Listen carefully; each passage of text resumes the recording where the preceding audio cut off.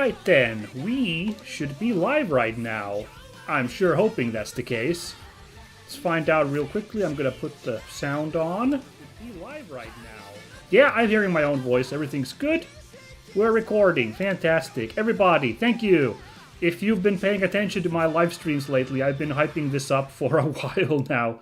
Just looking forward to getting around to this game. Again, all respect to Stories from Seoul the Gundog, the previous game that I played through here on the stream. It was a fantastic game and I enjoyed it immensely. But now it's time to start up something I've been looking forward to quite a bit. Oh, look, an attract screen. Look at this. Ah, this is nice and retro. Sweet. It's Super Robot Wars Y, everybody. Thanks for joining. Whether you are, catching this live? That's fantastic. Or you are popping in to watch this VOD on the channel. I appreciate it very, very much. I am a big fan of this series of games because I am a big fan of giant robot media. Like, when I first learned about this series, oh my god, over a decade ago by now, I kind of had to, be seriously? This is, everything I could ask for from a video game series. Wow, how can this be real? And it was, and it's great. For the uninitiated, this is a enormous crossover series strategy game. It plays I guess Fire Emblem is the closest comparison. You know, gameplay-wise, and when it comes to tactical RPGs. You know, something like Fire Emblem. But content-wise, it is a crossover between a ton of classic giant robot series from Japan. You've seen already now here in this attract screen, we've seen Raideen, Combattler V, and now Oraballer Dunbine. You can see the title of the anime at the top, showing off what we're seeing at the moment. And they put a ton of effort into making these a proper story, a huge interconnected narrative, tying together all the series, you know. It's not just oh, hey, look, fun little crossover fighting game or whatever. No, let's write an actual story that somehow ties in all of these series together. With varying levels of success. I know there's been criticism from fans, longtime fans, for some attempts over the years, obviously. All the interdimensional excuses over the VXT trilogy, I know, got some amount of eye-rolling from fans. I know, but still, the point is, a proper effort is made. I find that massively appealing, so I'm gonna be playing this. Apologies to anyone who was looking forward to more of Super Robot Wars 30, which was the previous Super Robot Wars game that I streamed for quite a few installments. I was surprised myself how many I had gone through back in the day. That came out in 2021, and I was really hyped for it. If you watch the series, yeah, my hype drains a little bit, because the format of that game wasn't perfect. I'll say I'm such a sucker for this series that even at its shittiest, this series is good in my books. So 30 was fun, but now this new one's out, and I don't really want to wait to jump into this new one because I've heard that a lot of areas have been improved compared to 30 in terms of the level layout and the story elements and especially the freeform level selection system apparently is a little bit more refined, a little bit more interconnected in this one compared to the last one. So, I think I'd rather just jump to this instead of keeping it up with Super Robot Wars 30. I had a good time with 30, and maybe, I don't know, if I'm crazy enough to beat this game, then one day we can get to that, but return to 30. But for now, we're going to be playing this for however long, I don't know. We're just gonna have a good time. Just checking. Anything I should be worrying about here? Oh, that's great. I can't change game options and sound settings. Alright, that's promising. Oh well. Yeah, let's get started. Look at all these series. Let's count them off here from top. from left to right, top to bottom, we will have Code Geass, specifically Lelouch of the Resurrection, the sequel movie. We have Dynazenon. We have, that is, oh my god, what is it called? Majestic Prince. Then next row, the classics. Brave something or other, I think it's just Brave actually. Brave Raideen and Combattler V. Next row, Mobile Suit Gundam, The Witch from Mercury. Oh, dude, fantastic. The big splash, the big hero of Gundam from the last few years. Also, Get the Robo Arc and Macross. Macross Delta, including, I think, one of the movies, I think, was it? Yeah. It's good. If anyone knows how, like, sticky the, like, licensing issues around Macross has been, it's a miracle that Macross Delta is here in this Western release Super Robot Wars game. You know, it's fantastic. Then, finally, bottom row, L-Game and Godzilla, Singular Point. Are you kidding me? A Godzilla game in Super Robot Wars? Fantastic. One of the mobile games did have Godzilla pop in as a limited event. I do know about that. But now, the Godzilla anime from a few years ago, Singular Point, actually part of a quote-unquote regular Super Robot Wars game. Fantastic. And again, that's not even all the series featured here. There's a bunch of Gundam series we're not seeing here. And yeah, Dunbine is missing from here. And maybe something else too that I can't think of. Not even getting into the DLC series, which are looking kind of nuts. Very excited when once those drop. Ah! Getting hit by the attract screen again. Yes, sir. Yeah, there's a Zeta Gundam. Huzzah. God damn it, I didn't realize you can go to the attract screen here. That was a new one for me. Alright, let's get on with it already. Damn it. Oh, I've only been talking for 7 minutes. Never mind. I thought like my intro would go on way too long. But okay. Ooh, the toughest choice to begin with. The mode, as in the difficulty. Normal is the default, which apparently you can change in the system menu. Alright, sure, this is the default mode. But I'm thinking about this hard mode, you know? I've been hearing that, because Super Robot Wars 30 was really easy. It felt incredibly easy to play through. Only a couple of bosses gave me a bit of challenge, you know, in that, so, yeah. I've been hearing that hard might be interesting, but I'm a little scared that, like, it actually is properly hard. Because I've heard that this game actually has, like, a bunch of, the gameplay is more, tuned up in this one. But I'm a little bit interested in trying this hard here. So I'm thinking we do this for a couple of streams, and if it starts feeling impossible, if I can change difficulty, then I will, you know, I'll just change it, you know, in the, I'll just change it in the menu, you know, and be like, okay, never mind, hard was an attempt, but we're going to normal. If it turns out that, like, you can't switch from hard, you know, we're gonna have then, I guess I'll just, like, start a new game, really quickly play back to where we were on normal, and then we'll continue from there. But, yeah, on hard mode, you get less experience than in normal, and many credit costs are increased, so, yeah, ooh, okay, it's a little scary. Enemy units get more upgrades than in normal. That's probably the scariest part here. Enemies getting buffs is really alarming. Or maybe this one, allies gain morale slower. Now, it's a little unclear what this means, but I've read somewhere online that this means that you do not get morale, like when you shoot down an enemy, only the unit that shot down the enemy gets morale. Like, classically, the other units will also get a small morale boost. Apparently that's disabled here, which is... What? That's crazy. That's always been a part of Super Robot Wars, at least the ones I've always played.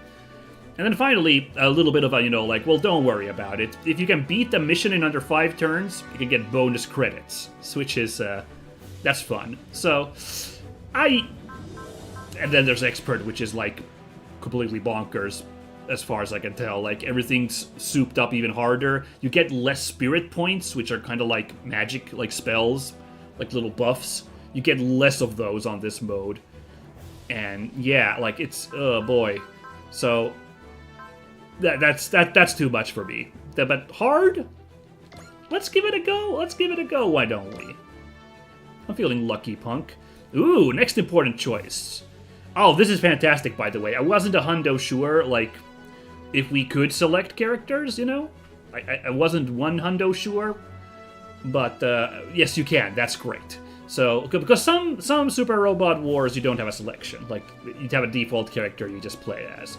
But, like, the last 4 Super Robot Wars before this one had a selectable character, and so does this one. So I'm really happy for that. So, good. So, who do we have here? We have Cross Tsukinowa, voiced by Kazumasa Fukagawa. Oh, I'm really bad with Japanese voice actors. I don't know who this is. He's 180 centimeters tall. That's proper tall. He's cold and ruthless. He likes reading, and he loves shimesama. A ninja, a special operative that follows customs descending from traditional Japanese ninjas. As the head of a ninja group called the Special Stealth Forces Haze, he pilots the mobile armored ninja Lundrach. Alright. Or we could be Forte Tsukinowa. Hold on. Tsukino, are these related? Last name's the same. Voiced by Aya Yamane, don't know that one. 162 centimeters. Upbeat and cheery. She likes watching sumo, and her favorite food is yakitori. Alright, well, I'm not personally huge on sumo, but I'm pretty big on yakitori. I don't know what shimesaba is. A ninja, a special operative from a division that descends from classical Japanese ninjas. As a rookie within a ninja group called the Special Stealth Forces Haze, she pilots the Lundrach 2, made of spare parts from the head's unit. Alright. Yeah, we're gonna pick Forte. Oh, hold on, voice clips. Ooh, cool. Yeah, we're going Forte. I'm picking her. Duh. I don't know. They both got alright designs. I like Cross's, like, he's got, like, you know, it says he's cold and ruthless, but he's got more of this, like, laid back, I don't know, like, a little bit laid back, but also, like, he's got seriousness in him. He's got professionalism in him, like his look. He doesn't look cold and ruthless exactly. But, we're just gonna be this.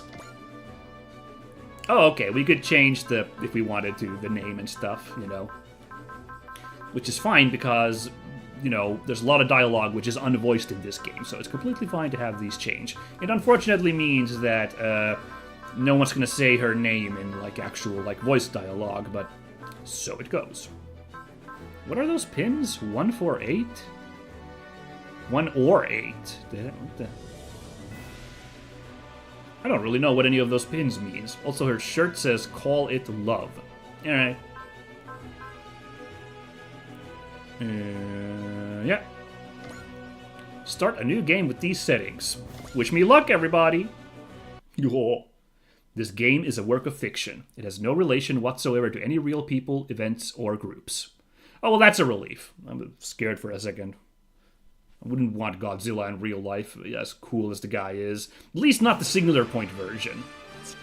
Oh.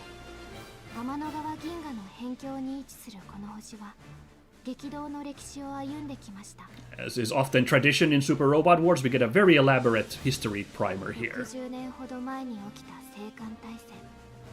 異星人とのファーストコンタクトとなったこの戦いにおいて地球は滅亡の危機に瀕しました。That's not good. そこから奇跡とも言える復興を遂げた地球人類はわずか半世紀の間にその種を銀河中へと広げたのです。That's that human ingenuity. You'll love it. しかし地球に残った人類はその後も常に戦いとともにありました。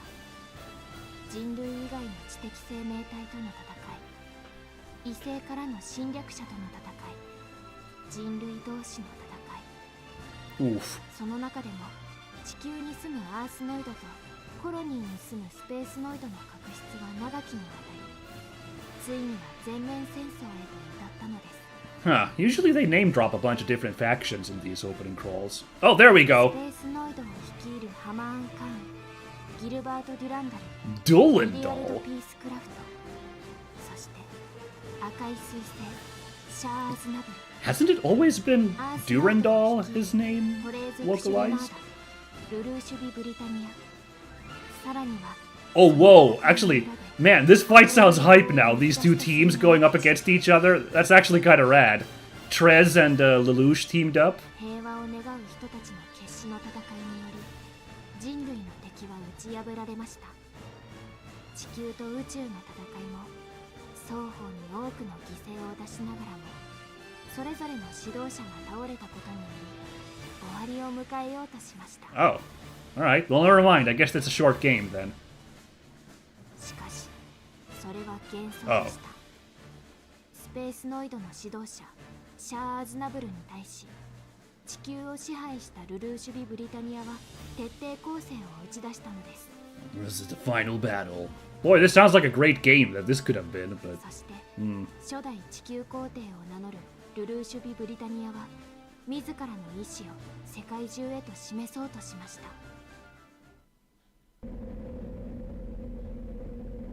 Oh. Oh, okay. Where do we find ourselves now, I wonder? Right, this is, little spoilers here, but the trailers have featured it. This is going to be also one of our main characters, one of the original characters. For those unfamiliar with the Super Robot Wars games, I did say that there's a huge crossover with various classic series, but there almost always are some original characters to help kind of be our avatar. You know, that's the character we pick to play as, and also act as a kind of a little bit of like a grounding thing, a grounding element for all the Spirit series, by having like a little original character thing there. And there's going to be one of them, Echika. Our world is in flux. When it's all settled, what will await? Disaster? Maybe even destruction? I'm afraid. Afraid that the parade tomorrow will be the beginning of the end.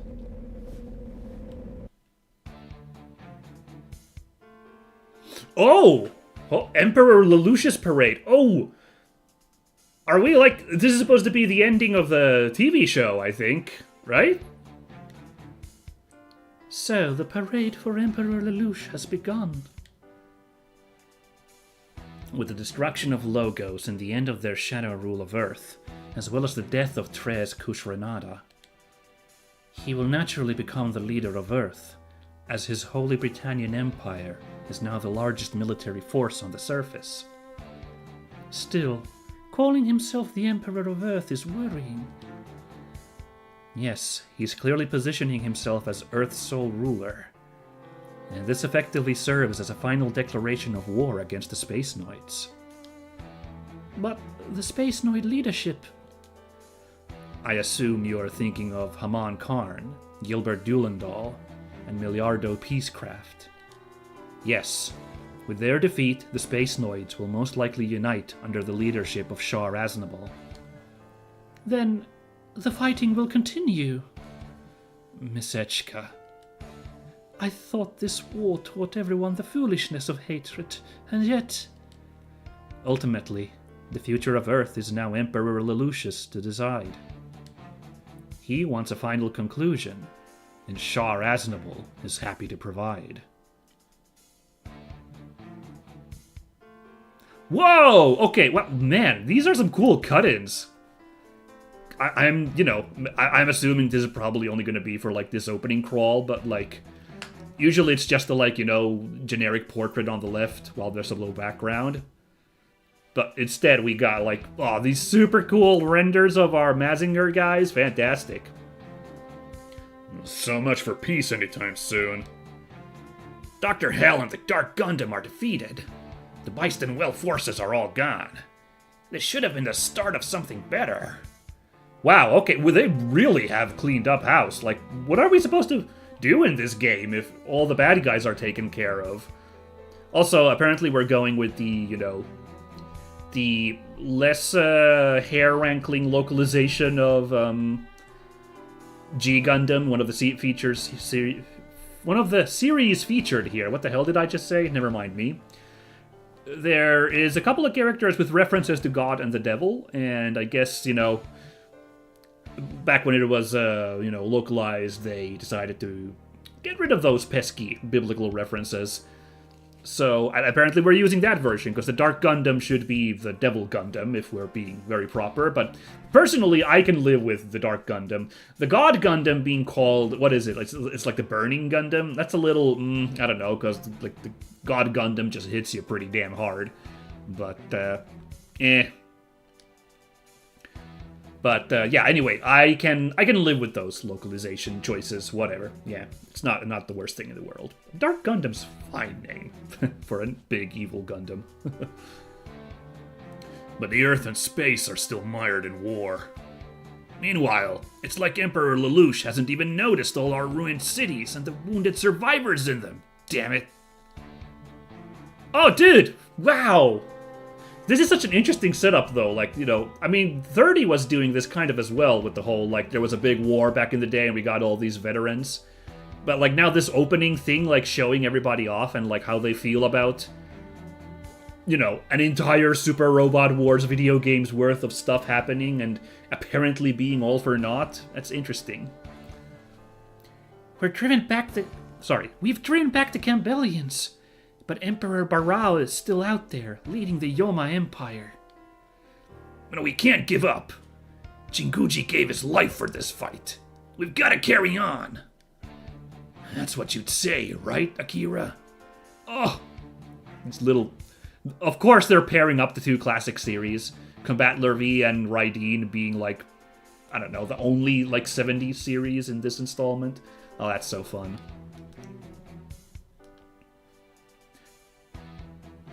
Didn't people learn how pointless war is? Even after all that, some people still want conflict.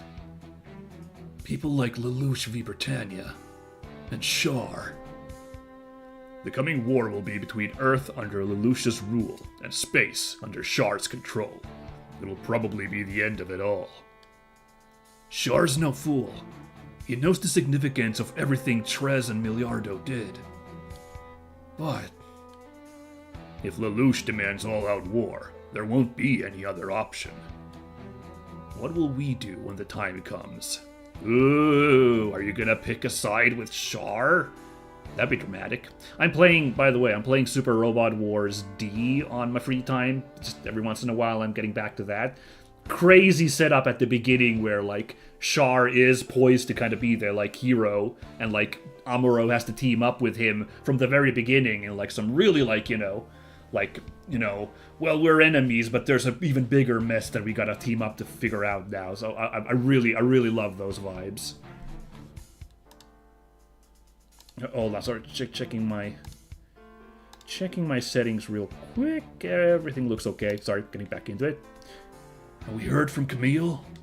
No word from him yet. Char, Camille, are you gonna be swept up by the times as well?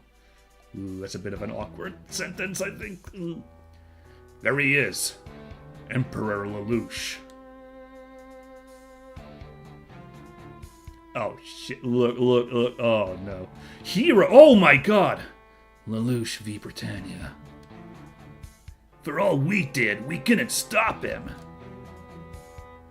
Are they going to stop him now? Oh, my God. That'd be crazy. Hero, hey. Are you... Not a word. He wants a decisive conclusion to the conflict with the space noise, which means more bloodshed. Wolfei, where are you going? I refuse to accept any of this. I reject him, Char, Trez, all of it.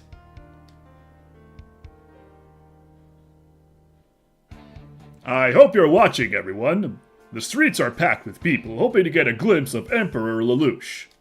In addition to having the Emperor go out among the people, this parade serves as a warning to those who would endanger Earth.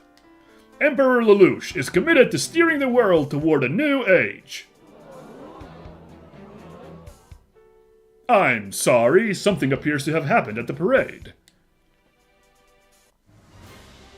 Oh shit, canon ending. It's Zero! The masked leader of the Order of the Black Knights, Zero, has appeared. Yoink! Okay, that happened quick.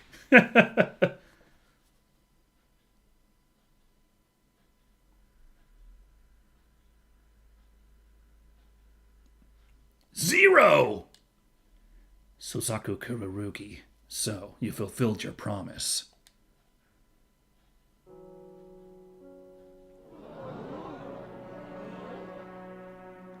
Lelouch? Lelouch! Lelouch, is this really the ending you wanted? Even if it is, I can't accept it.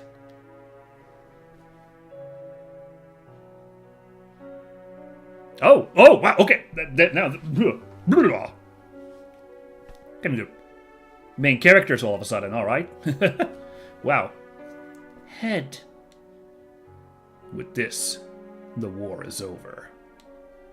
But our fight's just starting. Alright, well, congratulations everybody. Despite what that guy just said, everything's fine now.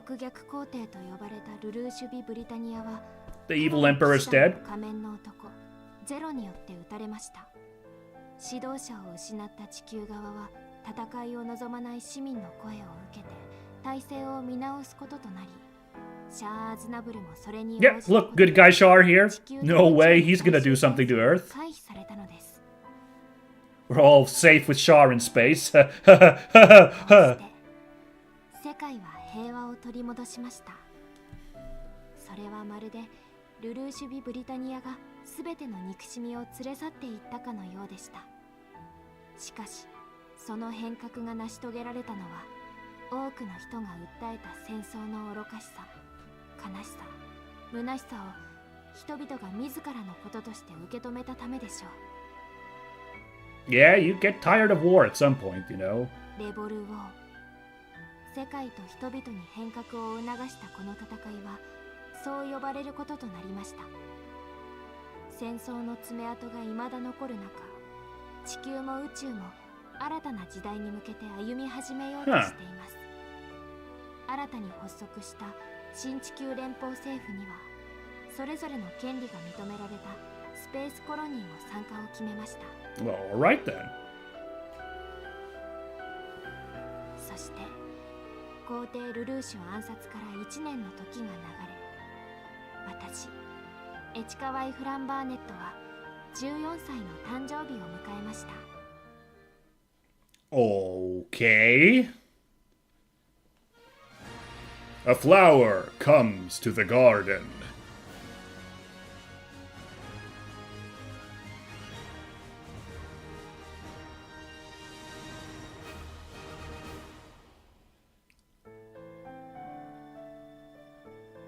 Oh my god, look at how much that image panned. It must have taken so much work to make that image. That's incredible. I love that. The Fran Burnett Manor. Fran Burnett? I like Fran Burnett. No. The flowers are in bloom.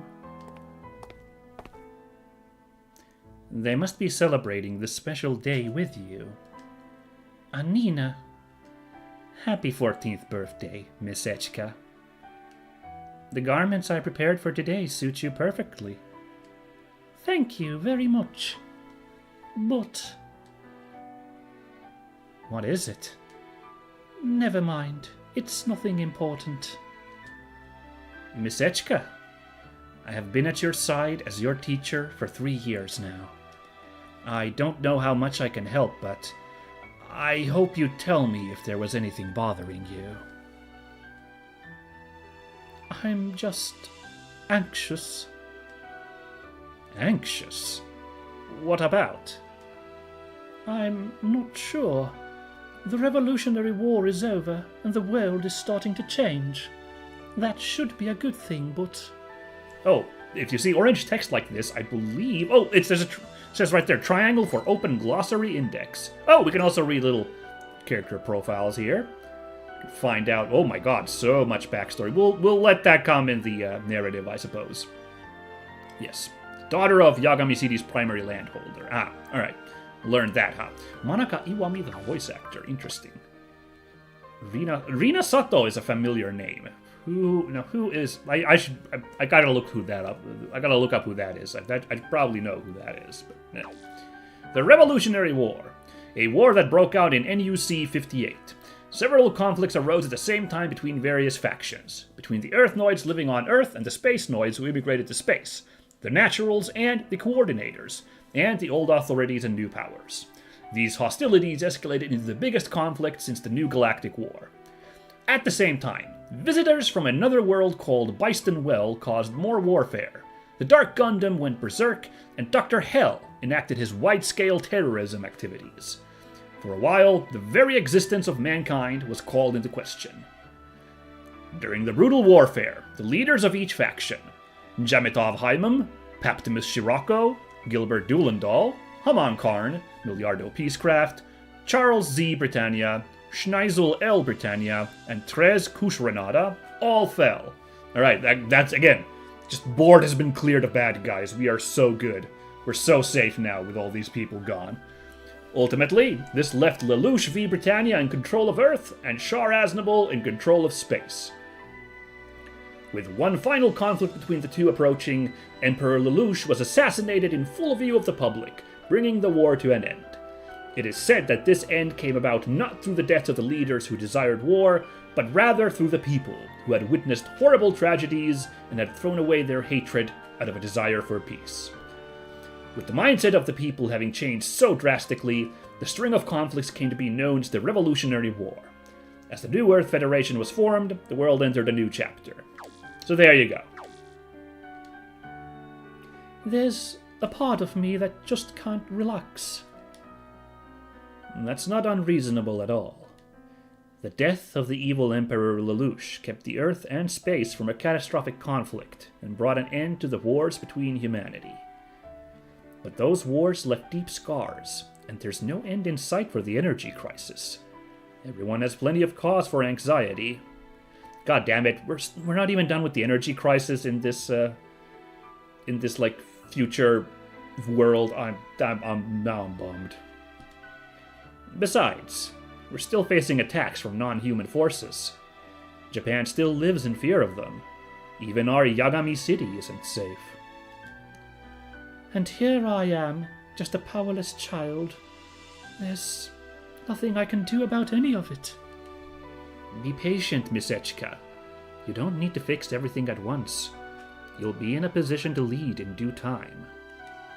You just need to be ready to serve to the best of your ability when the call comes. That's what Dr. Yagami, your dearly departed father and my teacher, wanted for you.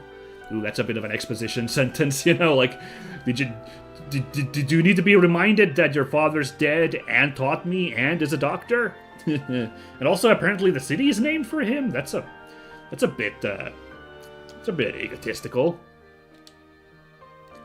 My father left me this mansion and the entire area of Yagami City. Okay. That's right. It wouldn't be exaggerating to call you the ruler of the city. Though, that may be a slightly backwards way of looking at it. But Japan is part of the New Earth Federation. I may own this land, but I don't have any actual authority. The New Earth Federation is an organization representing the will of humankind, established in the aftermath of the Revolutionary War. While the New Earth Federation is a descendant of the Earth Federation government, it advocates for harmony between Earth residents and space immigrants, and seeks to resolve issues with peaceful methods. Learning from the problems caused by the Earth Federation's centralized power structure, the NEF is unique in that it granted authority to many groups, calling them second-level political organizations, such as former nations and space colonies. However, doing so limited the NEF's authority, and concerns have been raised over how well those in leadership roles can carry out their duties now that the world has been reformed through Revolutionary War. Cool. Are you sure about that? Anina.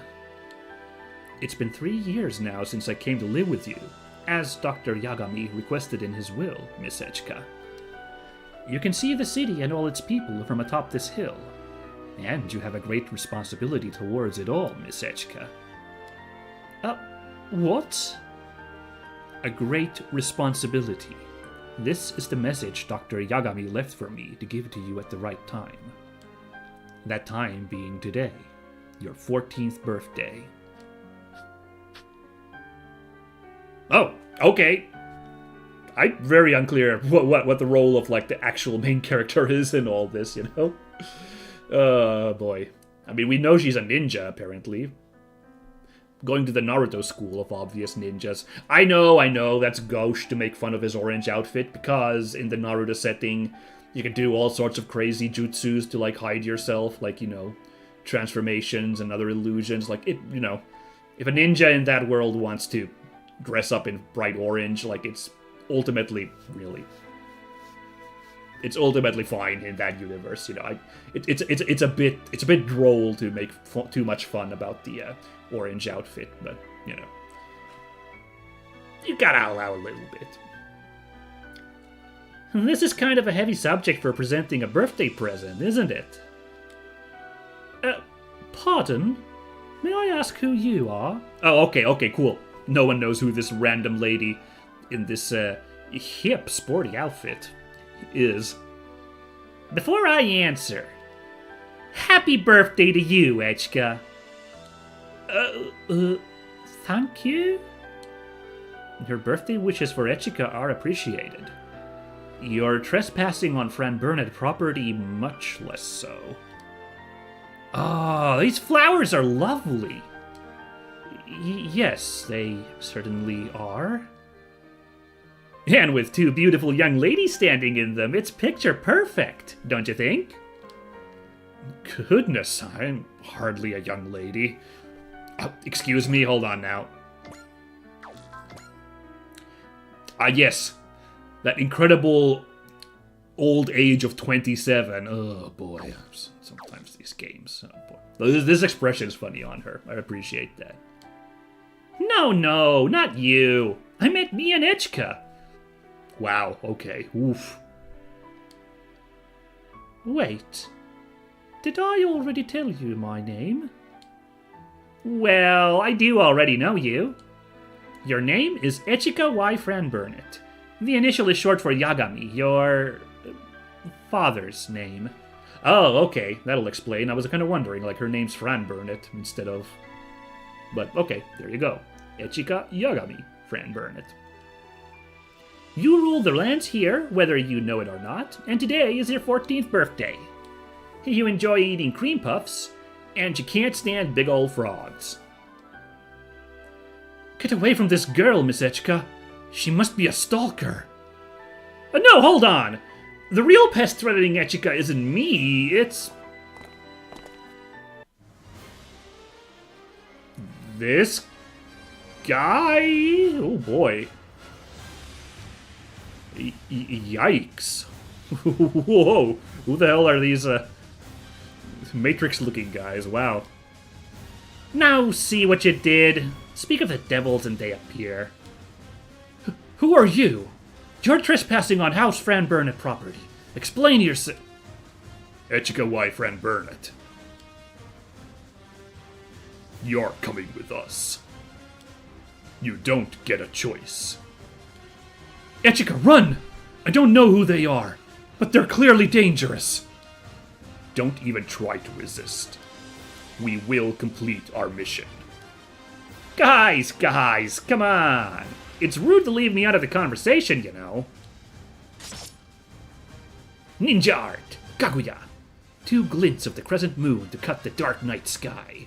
Ooh, look at this, really elaborate. They're putting a lot of work on these character portraits here. I love that. Also, lightsaber daggers? Tight. Huh. Measure twice, cut once. No, wait. I had to get 2 of them, so I guess that's still cut twice? That kind of violence surely wasn't called for, even against trespassers. Oh, for sure. I'd have been gentler with normal folks. These guys, though? Normal nothing. They aren't folks at all. Just take a peek behind their sunglasses, see? Ooh, right? Are they cyborgs or full robots? Androids. We'll find out in a bit, I guess. So this is going by the, like, the 80s Ninja Turtle rules of, like, you know, All the foot soldiers are robots, so that means it's fun to like beat the crap out of them and blow them up with weapons, you know, because otherwise you'd have your heroes cutting down, you know, living people, and that would be not cool in a kids show. So kind of same vibe going on here then. Those aren't human eyes. Nope. These were just mechanical puppets. I had no idea such advanced androids even existed. Yeah, honestly, this is my first time seeing these too.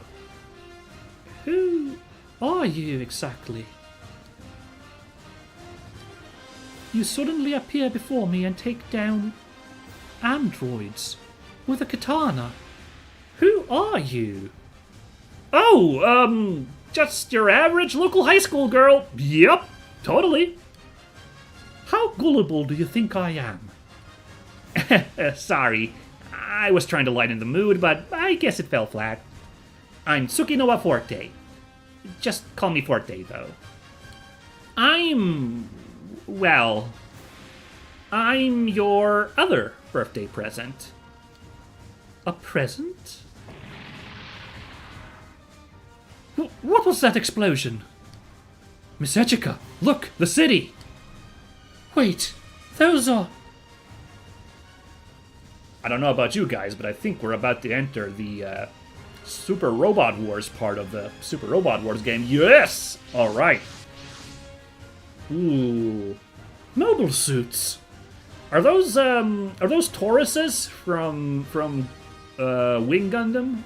Gundam Wing? I think they are? I don't know. Yes, it is! Fantastic. It's a Taurus. The new EFF doesn't use those. That must mean it's a non-military armed organization. In other words, terrorists. It must be Val X, that group operating all over the world. What? Val X.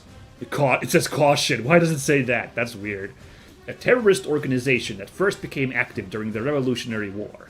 The name is said to be taken from Victory, Anarchy, Liberation X, but the actual doctrine and claims of the group are vague, which has fostered a perception of them as violent rioters dissatisfied with the status quo rather than terrorists. They retrofit weapons left over from the Revolutionary War for use as unmanned drones, and a backer of some sort seems to be supporting their combat forces. Interesting, so these are drone Tauruses. Torai? Val X. The ones who claim to honor victory, anarchy, liberty, and the unknown. Oh, that's what the X stands for? Oh, that's cool. The unknown. Ooh. Yes. You don't know who they are, what they want, or anything beyond the fact that they carry out terrorist attacks.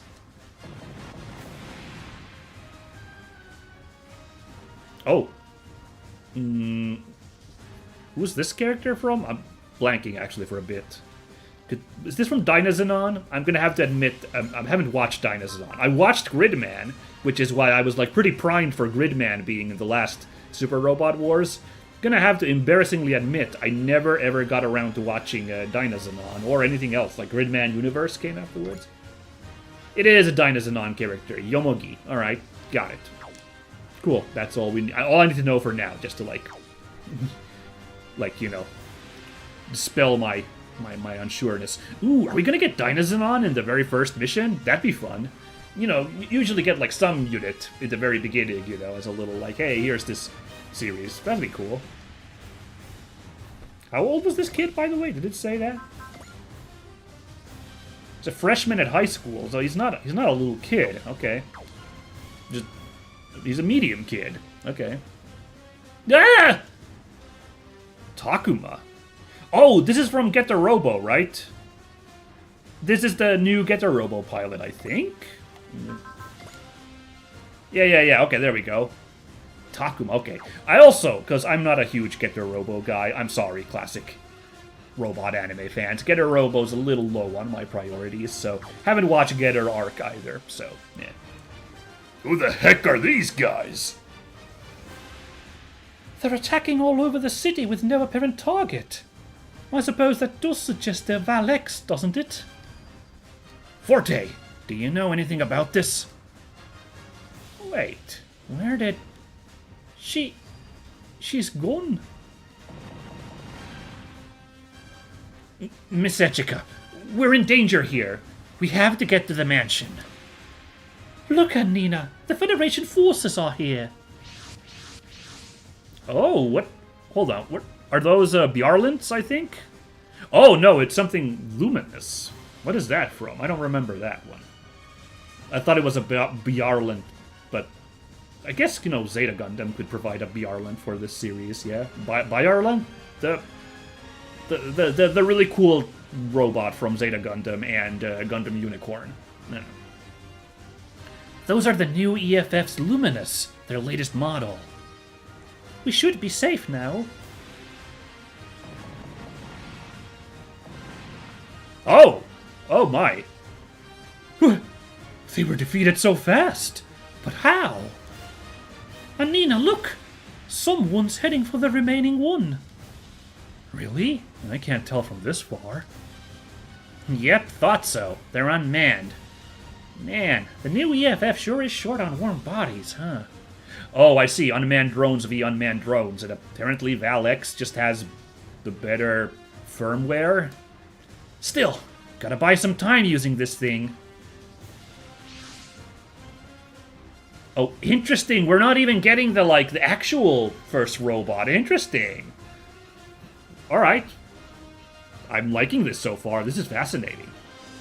That girl just climbed into the robot. Miss Echika, quickly, to the mansion. Right. Okay, everyone. Come on, point your guns at the cute little girl. Sorry, uninvited guests, but there's no birthday cake for you. Alright, we are in it, everybody. Combat basics. This tutorial will explain the basic controls and rules of Super Robot Wars Y. You can reread it in the help section under database in the intermission menu.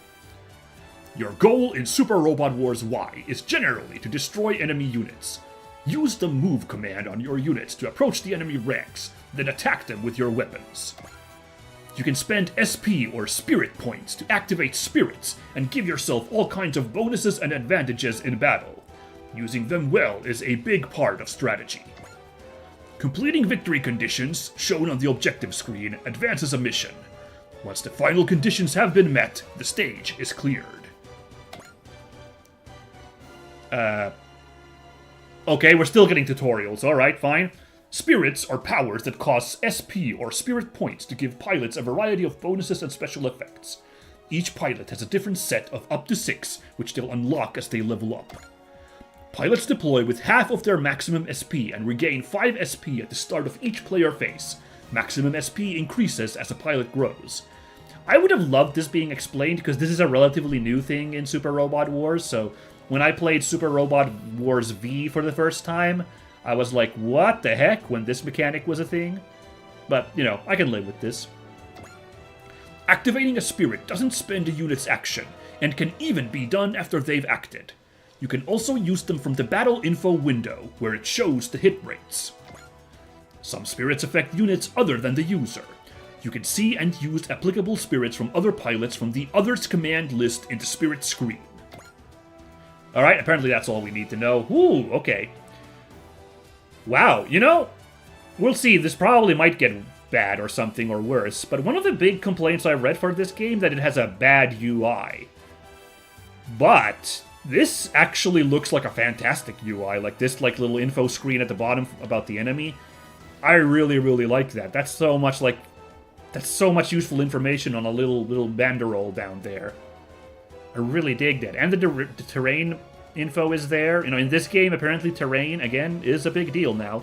See, you can see if you get onto a building, hold on, there we go, you get a little bit of an increase to your defense and dodge. So, and let's see if there's any. Some might even give you a regen. No, I don't see any, but some might even give you HP and E and regen. Not in this area, apparently, though. Let's have a quick look.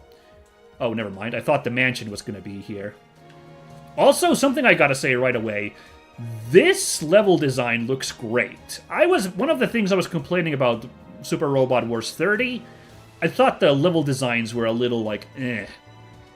Like, in particular, whenever you were supposed to be fighting in a forest, it did not look like a bunch of trees like this. It was like this weird green haze, and they kept reusing that in so many levels, so immediately setting me up with, like, you know, good expectations by having such a crisp-looking map.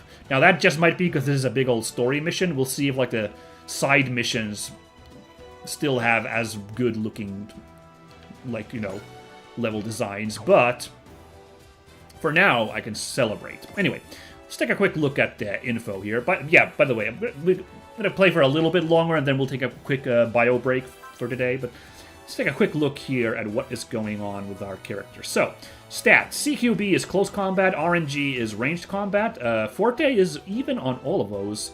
Her evade is amazing, and her defense is quite low.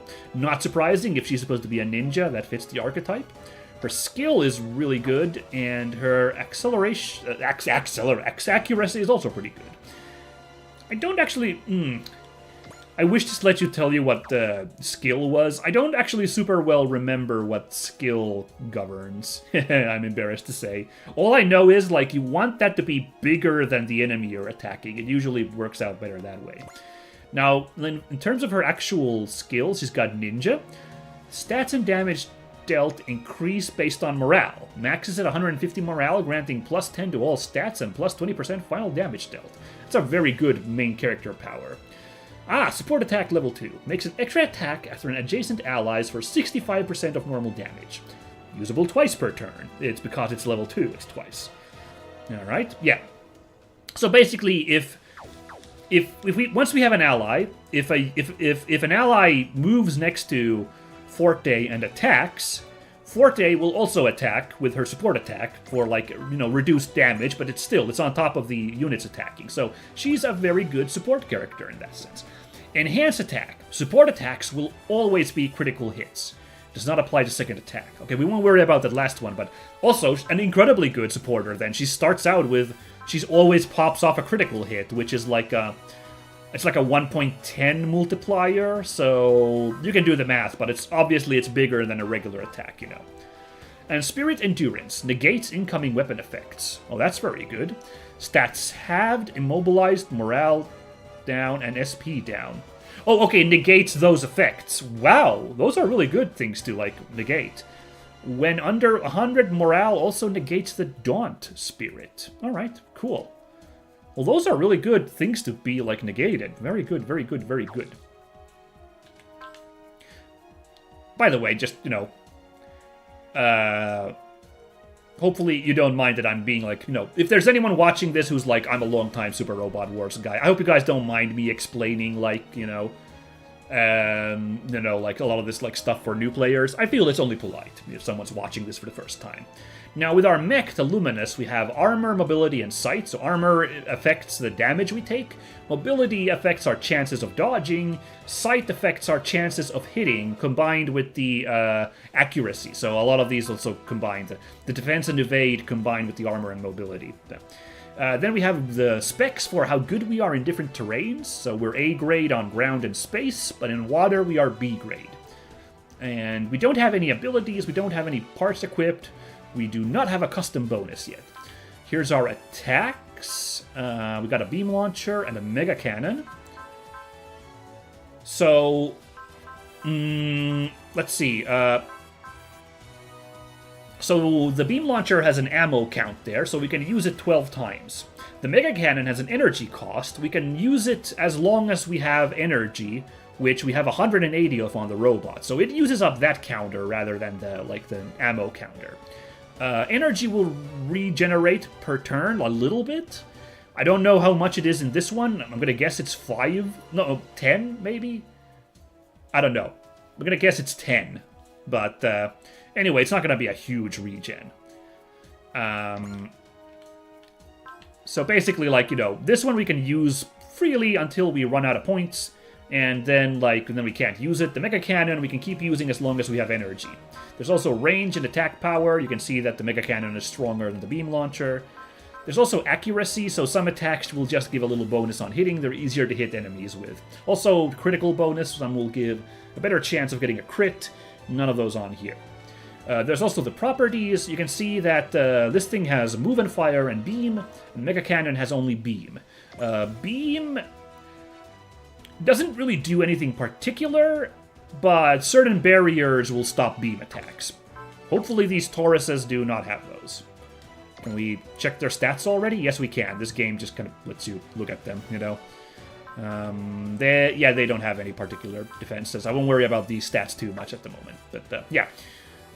So, basically, we are not in range because it's 2 to 6 to hit with the beam cannon. We are not in range to make an attack with that. But, if we move into 1 to 3 squares of the enemy... 1, 2, 3... we can make an attack. So this is a residential area. Darn, that doesn't count as a building. There's no squares we can get in to get terrain bonuses, sadly. Only this one. I'm going to be aggro and go in anyway. Oh yeah, also, by the way, let's look at the spirits. Forte only has one. Intuition. Activates the bullseye and flash spirits. So what this does is that for the rest of the turn, Forte will hit 100%, and she will dodge one attack from the enemy. Well, I'm not going to use that immediately because it's kind of high cost. It costs 25, we only got it 38 points. And I don't know what the stats are to begin with. Beam Launcher has, okay, 100% chance to hit, so yeah, I'm not going to use that. What's this guy's chances of hitting us? It is... where is the hit percentage? Oh, okay, now I'm seeing, yeah, the UI isn't perfect, actually, because that text is really tiny. Right there in the center, it says 32% chance for this Taurus to hit. Let's go in anyway. I'm gonna do it. I'm such a moron! Thanks to me being impatient, I'm stuck fighting with this heap of junk. Oh, I really don't want to screw up in front of Ichika either. Bro, I'm giving you a nuki the next time I see you.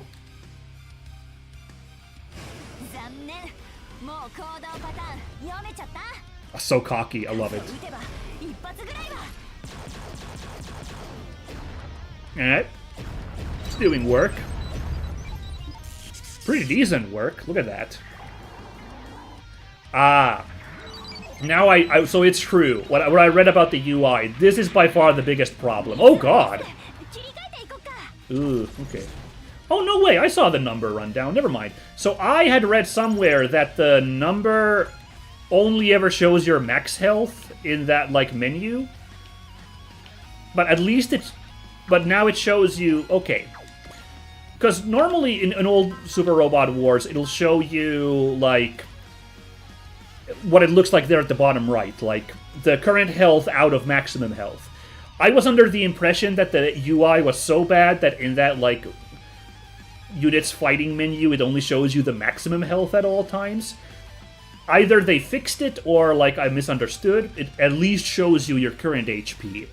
Still a little bad, because I wish it showed you the, like, that number, like, how much out of it, so I'd have an idea of, like, how much I need to heal up in case I want to do heals, but, yeah.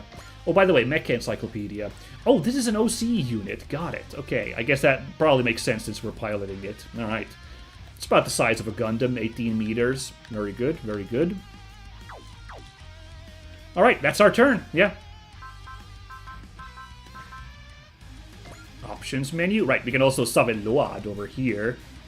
But let's not do that. Let's just end that phase. See how we do. We weathered one attack, but if all of them land, that'll be a problem. Alright, this guy coming in. But we can use that Mega Cannon. Let's find out how that works. This guy's fighting from a little bit further away. I think that's why the chances of hit are a little bit lower. Or maybe it's our morale slowly growing. I don't know. But anyway, let's open fire. Let's find out how that Mega Cannon works. This theme song's great. I really like this main character theme. It's properly jamming. Really good video game music. That's cool. That eye glowing like that. I really like that. Fire! Oh, it's a chest blaster. That's so fun.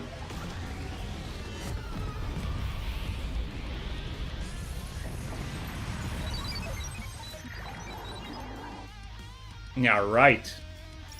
These guys are going to be easy to blow with the regular guns, including this guy. We should probably get now. Ooh, that chance of hitting's grown. That's a little scary.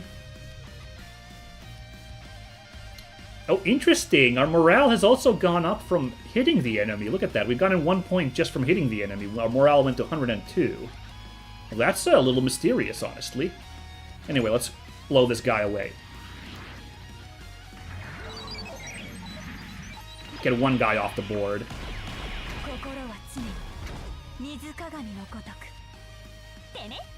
Yeah, that's cute.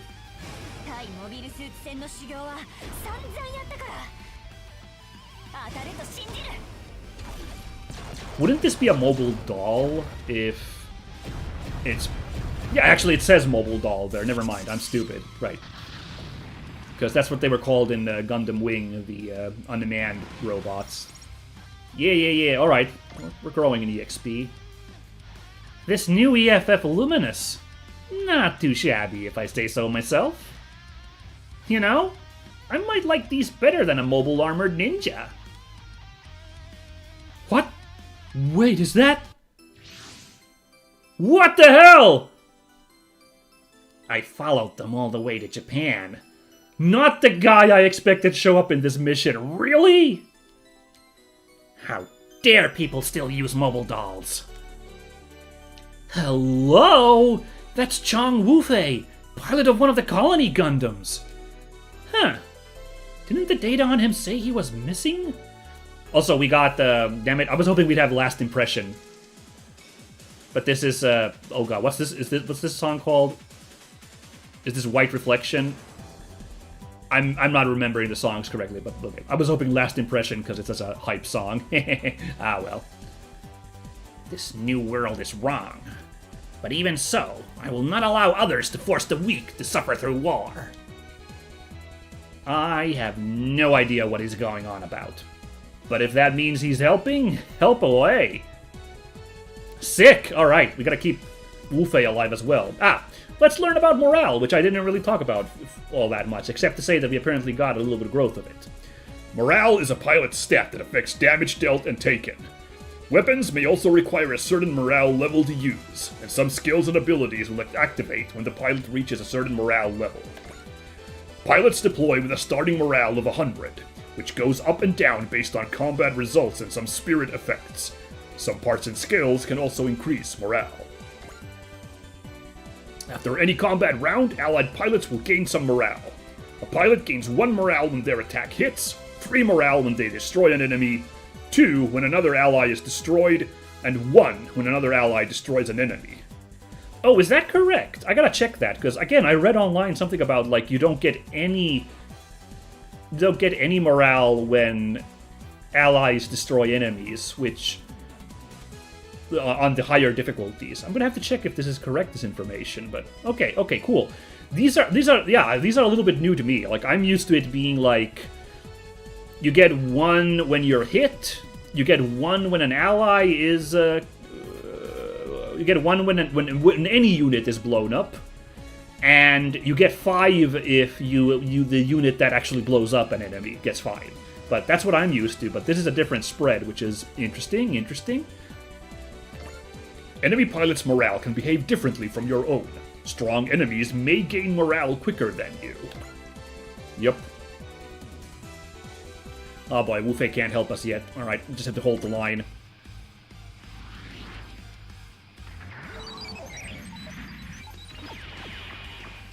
Ah! Oh god! Jeez. Poor luck here. This is a hype attack, though. Let's hope we get crit here. Maybe one-shot this Taurus. That'd be sick. Don't even need Wufei. I kind of need him. I'm getting a little bit scared here with my health sitch. No, crit. That's fine.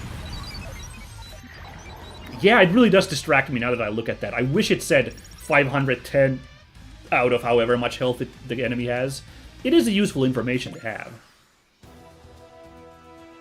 Oh, sick. We can play Wufei. Oh, nice. But I'm going to take a break here. I might go for 3 hours today, so... because I'm really pretty jazzed to play this game, so this might not be it yet, but, this might not be the only break we have, but I will take a break at this point. So, I'm just going to leave it on a little break here, and folks at home, please get up and stretch and get something to drink, use the bathroom if need be, and I'll see you in just a bit, alright? Alright, catch you soon, guys. Bye!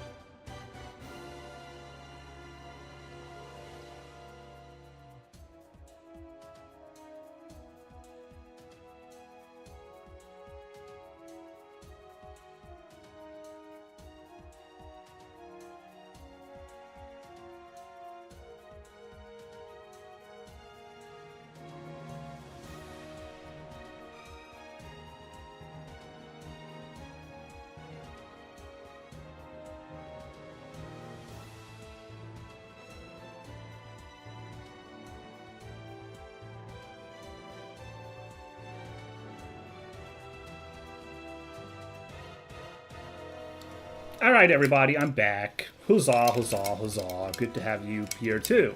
You know, I haven't remembered to do any really drinks. I've been so hyped for this game, so I haven't remembered to do any hydration on stream, but I'm going to do it now. So I've opened up my water bottle.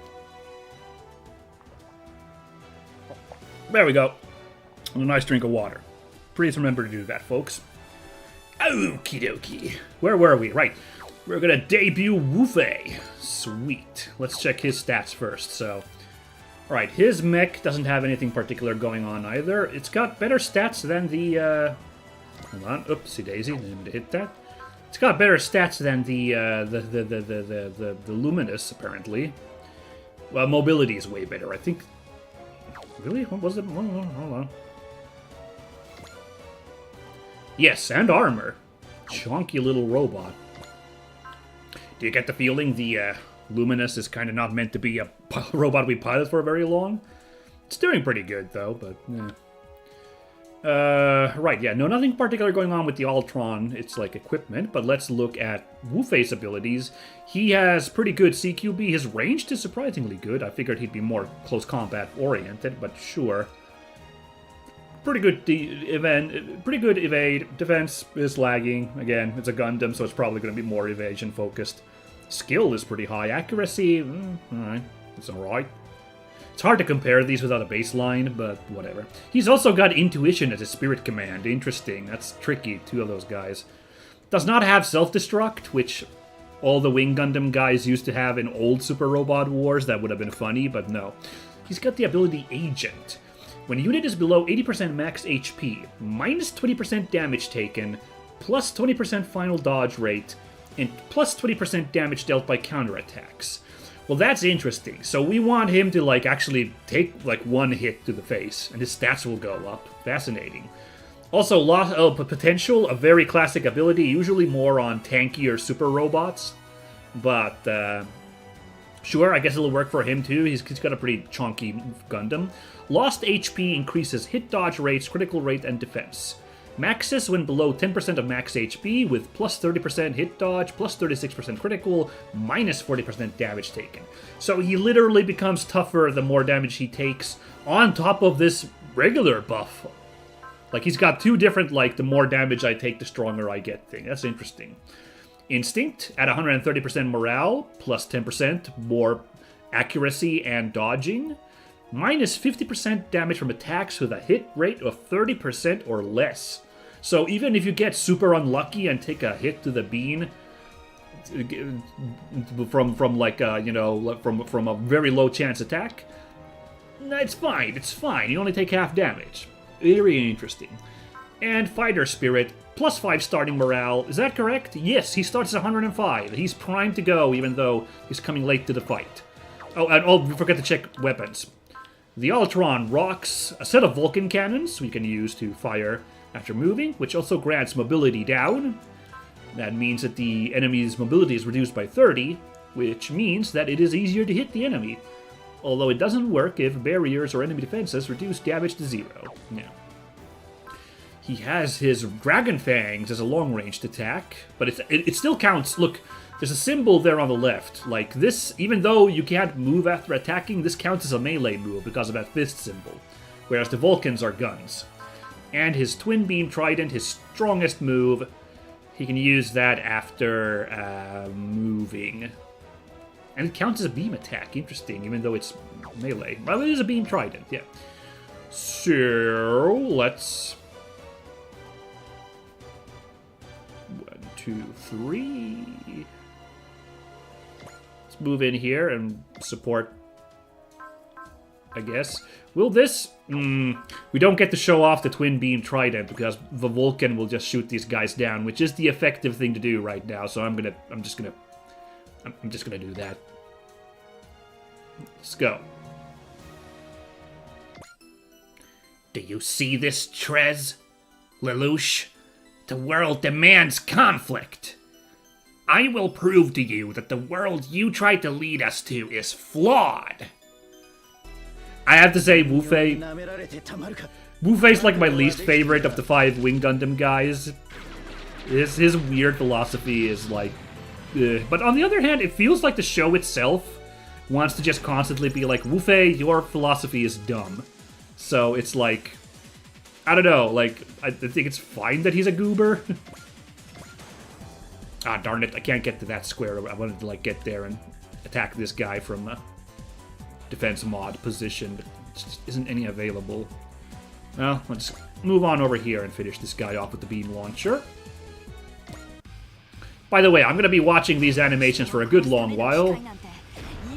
I know, you can fast forward these, or you can just skip them, or not watch them at all. I love these games for these combat animations, so I know it, like, eats up time, but I like watching these, so we're going to be watching these for a while. Hope you guys are okay with that. Especially, I like the, like, you know, you're, like, watching and waiting to see if, like, the attack hits, and it's like, oh my god. I enjoy it. Yeah! Easy win! I'm sure my brother would tell me I've still got a lot to learn, of course. Yeah! Long-range attacks? There's more? Yeah, that did feel a little bit too easy. Oh, this is the Dynazenon guy. I know him. What? Why is the ground shaking? The shaking? This isn't an attack!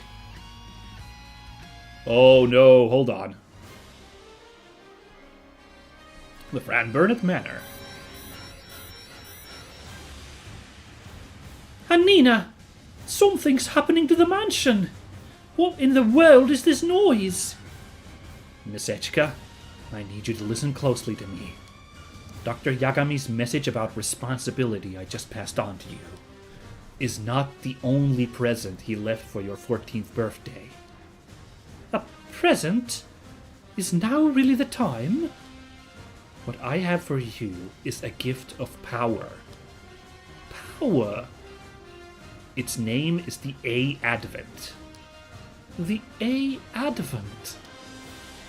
All sequences complete. Mobile fortification A-Advent, launching now.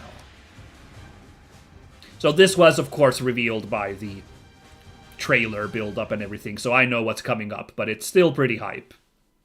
But, you know, I'm not gonna be marking out as crazy. Okay, I'm marking out. Look at this frickin' thing. Come on, this is so crazy. Are you kidding me? It's a big old. We get a completely new, like, battleship unit, original battleship unit, and it's a humongous colony ship arcology thingy. Oh my god. Okay, yeah, it's so, and it's kind of got like a Gundam-y kind of like, or even Dunbine-y kind of like tower command bridge thingy there. Yeah, dude, this is so cool. The mansion. No, the whole town. It's flying. Checking systems. All green. System Nirakana Eyes output is at a stable level. The A-Advent is now fully operational. The A-Advent.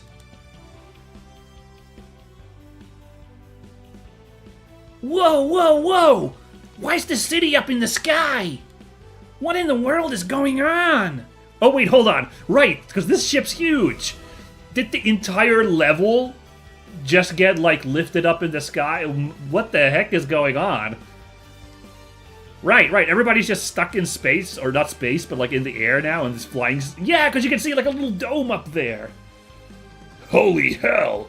Look, Baku! The city's flying! Huh! You were right on when you said this place was gonna be fun, Takuma. You bet! I'm glad we came out here!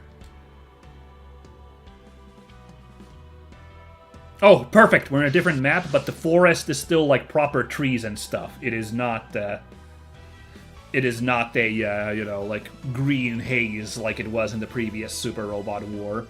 Several ones previously. Oh, I'm so relieved. It's such a minor thing, but I'm just like, oh, so glad. The city is floating?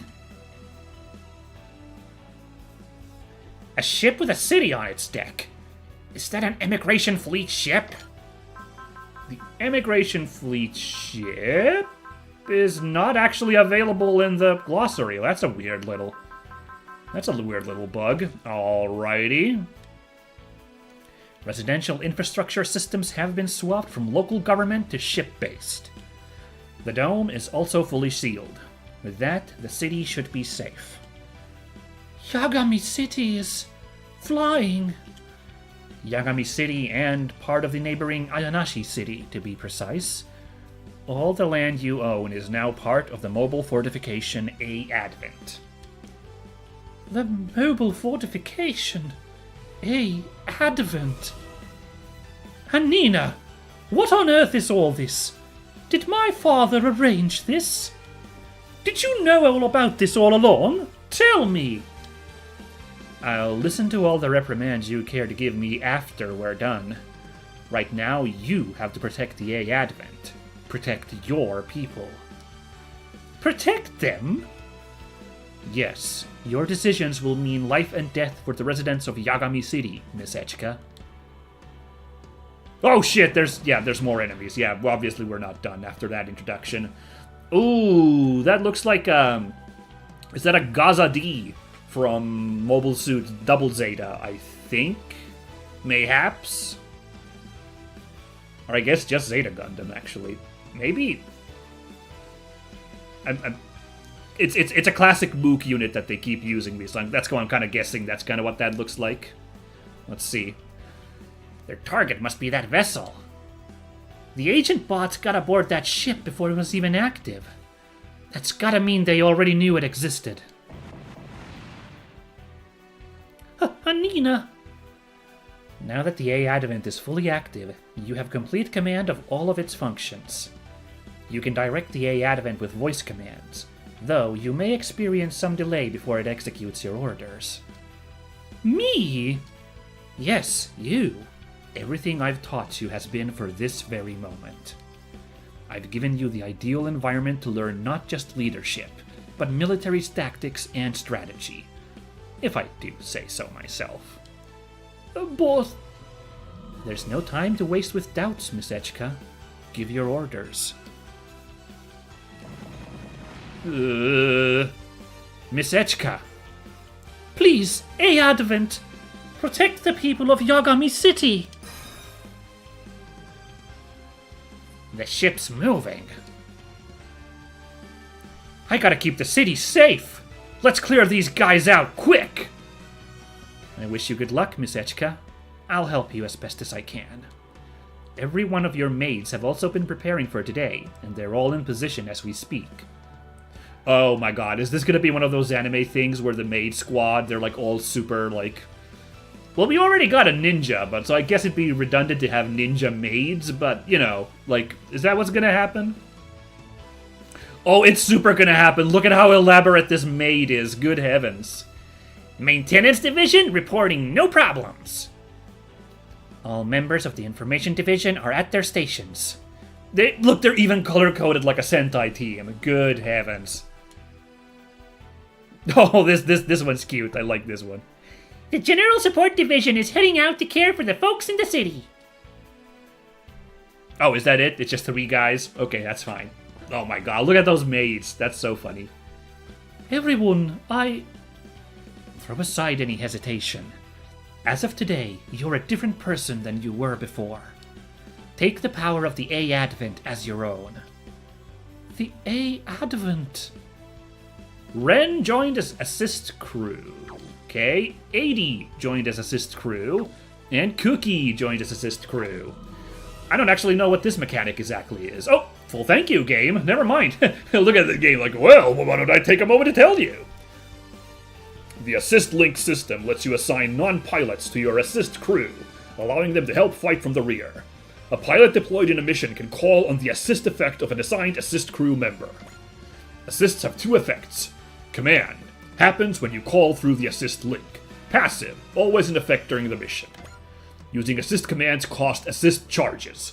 A gauge fills up as you destroy enemy units, and when it fills completely, you gain 1 assist charge. You can hold a maximum of 9 charges at a time. Assigned assist crew members assigned or called for their commands gain experience when the mission is completed. When they get enough and rank up, their effects improve. Okay, so this was a mechanic in, like, at least the last Super Robot Wars 30 had, like, the, like, supporter thingy. It does seem, like, a little bit changed up. The whole, like, you need to build up a gauge to, like, then use the abilities. That's different from which there was just like a regular, like, it was like a spirit point system, but only for assist guys in the previous game. Kind of like this idea of this build-up gauge system. It's like a super meter in a fighting game, so I can dig that. So let's check out this baby, the A Advent. Oh, by the way, there's one thing I forgot to mention. The units do have a size stat. So, as I mentioned, this guy is 18 meters tall, so about the size of a Gundam. That counts as size M, as you can see there at the bottom. So size M is for about 20 meters tall robots, give or take. You can have size S for like the kind of like 10 meter, like 5 to 10 meter guys. And you can have L robots for like several dozen meter robots, like 30, 40, 50, you know, stuff like that. Now this thing being a colony ship, it is 3 L's big, as in extra, extra large. It's... oh, I love it. Like, do we have information in Mech Encyclopedia? 3 kilometers long! It's so humongous. I love it.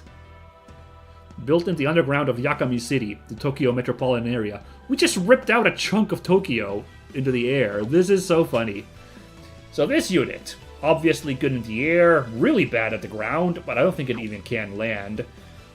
I think there's like situations that can force it to land, but like normally it really can't. Oh, no, wait, no, yes it can.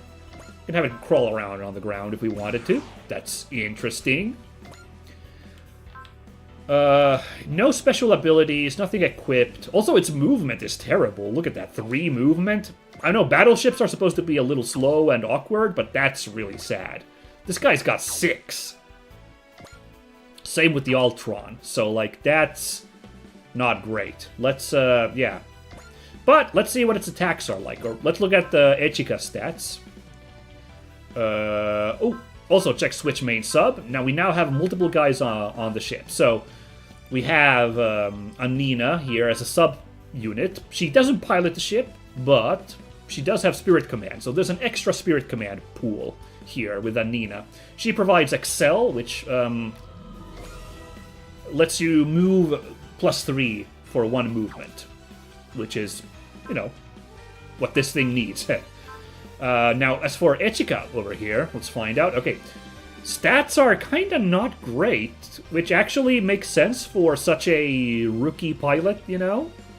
CQB and range are both low, defense is terrible, evasion not great, and, you know, this ship's not going to be evading much, given it's a giant-ass ship. There's no barriers on it. I kind of wish such a huge ship would have a barrier.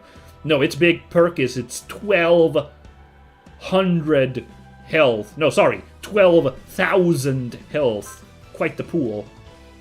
Now, Echika's abilities. Commander. Units within 2 spaces get boosted final hit dodge rates. Nice. At 2 spaces away from Commander, the bonus is +12%, up to 50% for adjacent units. This doesn't stack. The highest bonus applies. I believe that means it doesn't stack with other Commander abilities. I think it does stack with other hit dodge rates. I might be wrong about that, actually, but in case... but at least I know it doesn't... you can't have multiple commanders all stacking on top, you know? But, you know, that's another... you know, that's why this is a good, like, commander unit, like, another great support unit, you know? Potential, lost HP. But okay, this is what Wu Fei had. We also have it here as well. Very good, very good. I think it's lower than Wu Fei. And morale plus defense. When taking damage, dodging, or avoiding damage with a barrier ability, gain an extra 1 morale on top of base morale gain. So, which basically means 2 morale whenever you're hit, which is handy. Now, let's see. The attacks are an all-directional anti-air system and MWCT missiles. I don't know what that stands for, but okay. These are great moves, and I'm surprised they're all ammo-based, nothing that uses energy. Range is actually kind of crummy. With such a slow-moving battleship, I thought we'd have pretty good range. And, nothing can be used after moving, so... We might not actually see this ship in action unless the enemies really pile on against the A Advent, because... it's really dependent on, like, getting in range, this poor thing. Okay. if this is at all like Super Robot Wars 30, there's going to be quite a bit of opportunity to bulk this ship up, though, so we'll see how it goes. Anyway, alright, so what are the enemies we're fighting?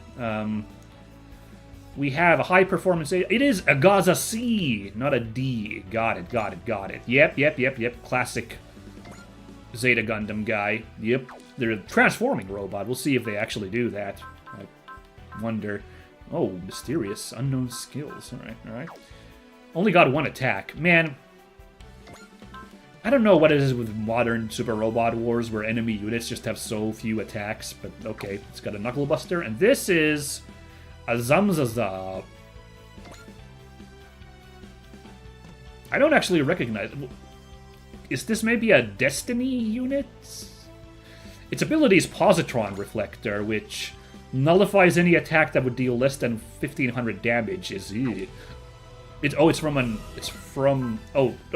Booster is a part it's got. Okay, cool.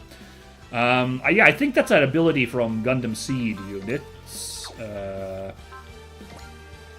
Yep, Seed Destiny. There you go. Zamzaza. Big old mobile armor. Great. Okay. So that's the Chunko here with how much health? 7,600? Okay. Gonna have to deal with that. Oh, one of the abilities that a battleship has, by the way, you can board it, which will give you like a little like health and energy regen while you're on board, and obviously you can't be attacked. So you can use battleships as healing taxis, if you will. Oh yeah, what are the assist links? I forgot to check that. So we got, which we can't afford yet because we're at level 1 assist. We got oh, no passive effects yet, apparently, but called effect is activates the Crush Spirit on the caller. I don't know what that is.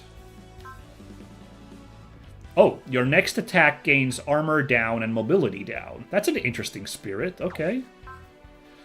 Or trick. Fight once without using EN or ammo. Morale, skill, etc. still apply. That's kind of nice. Okay, one little surprise attack there. Information Division all hands, Maintenance Division all hands, or General Support Division all hands. Activates the Press Spirit.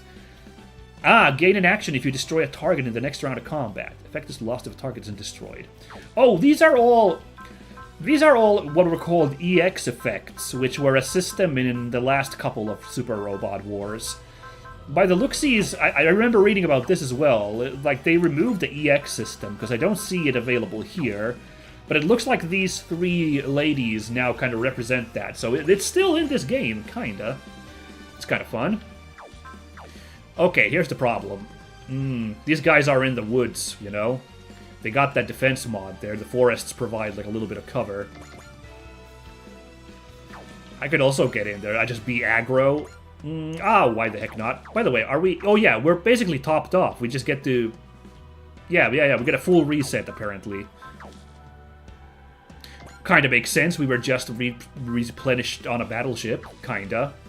So that's kind of fun. Yeah, why don't we just close in here, I guess.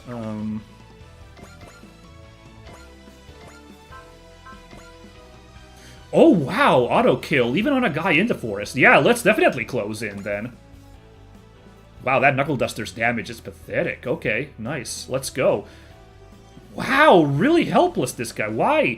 Oh, because our morale is huge. Did we get, like, some kind of, like... Yeah, our morale is suddenly massive on Wu Fei for whatever reason. Why does his... I guess he's super primed, I guess. Yeah, his instinct has, like, procced.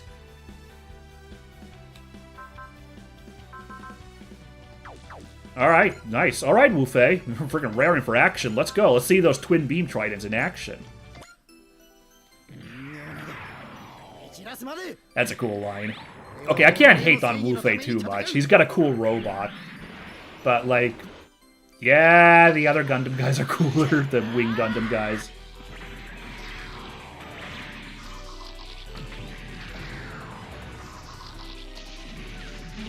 Oh, yeah, well, okay, alright, these Gaza Z's don't have a lot of health. Okay. I see. Ooh, growing. Alright, let's move in and get that forest modifier there.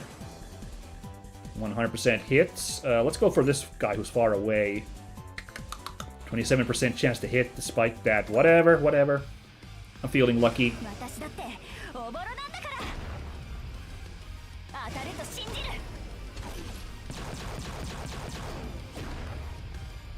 Boom, baby! Oh, it's happening. Now let's see how this Knuckle Buster does. Boink. Come on. No, you don't! いい感じ乗ってきた I am in the groove. I'm feeling it. So far, hard difficulty isn't scaring me. That's famous last words, I know, but so it goes.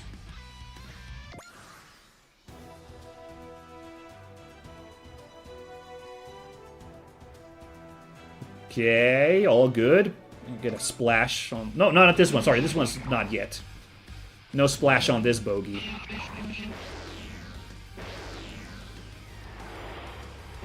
Yeah! So yeah! これくらいはやってみせなきゃ対モビルスーツ戦の修行は散々やったから Oh yeah, right, the Mega Cannon. Might as well use that 目 one. の一発 Pop. Wow, that is really... That chest module really looks like from some Gundam series. Was it Gundam Age? I think the Gundam has a really, like, chest shape like that. This seems like an unused Gundam Age design a little bit.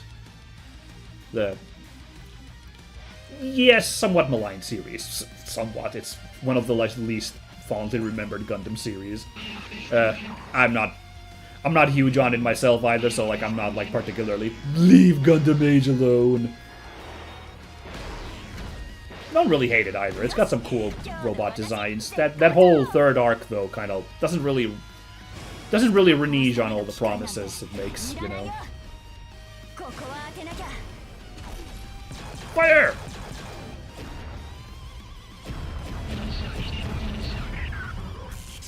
Gotcha.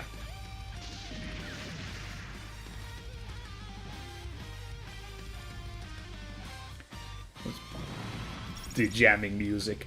Level up, baby, finally. Oh, we started level 1, by the way. Damn.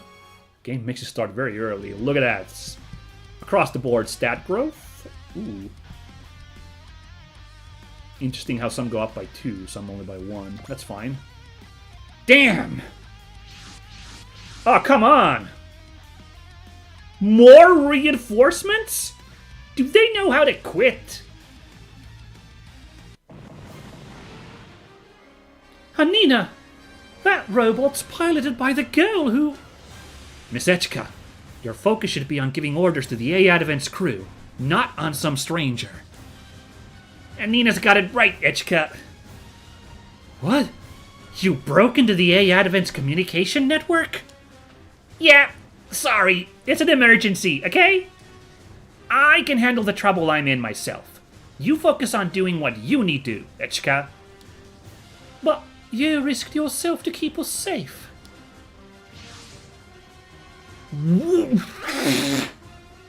Dude, this party's getting crazy. Oh, man.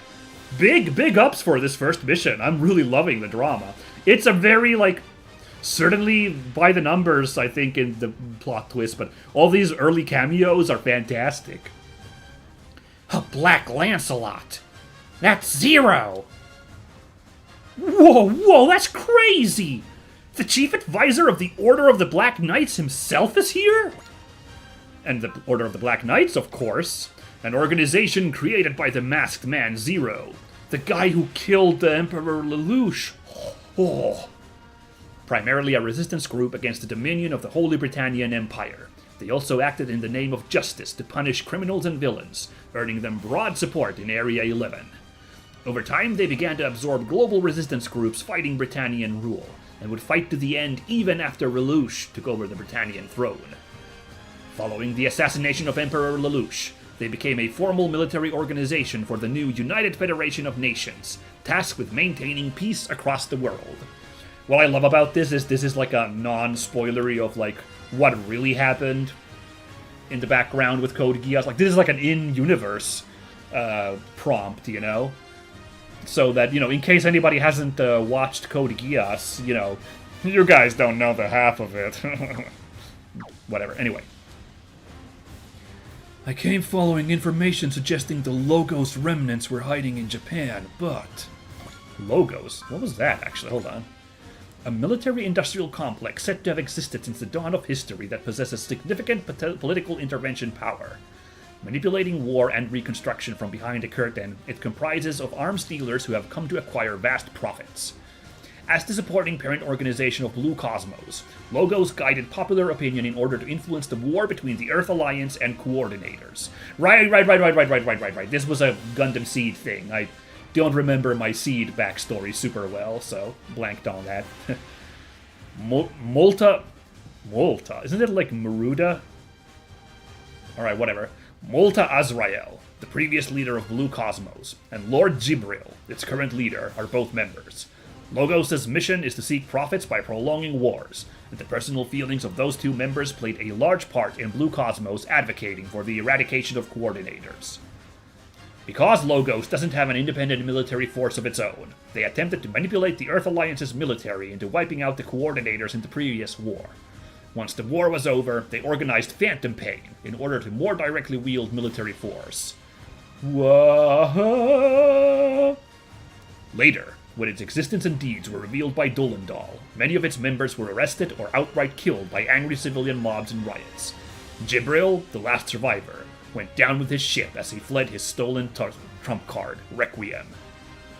Fled with, I think it's a spelling mistake there. Alright, very good. Right. That thing. Man, isn't this great already? Like, we've got 3 different Gundam series represented here. Like, Zeta, Wing, and Seed Destiny, with all the, units showing up. And we had Zero from Code Geass show up. Oh, Zero, I heart you. Instead, I find an enormous battleship carrying an entire city. What's going on here? Sweet! They're going for Zero now! Better not miss this chance, then. Brother! Well, that's cool. Hey, is that container... It's a gift. Some gift? That took forever. Fighting in some normal old military bot was really hard, And remember, we're not family while we're on a mission. Right now, I'm the head of Haze. Yeah, sorry, head. Forgive my lack of deference. But you know what? All the same, you're still a bum for being late. Hey, I'm not late. You ran off ahead. Okay, well, you have a point. How about you hold any more complaints until after you unwrap your gift? Got it. I'm not going down without getting to really attend this birthday party. She got out of her robot?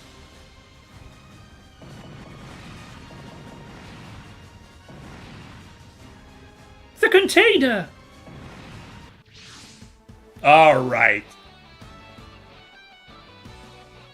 Aw, I actually like the previous music better.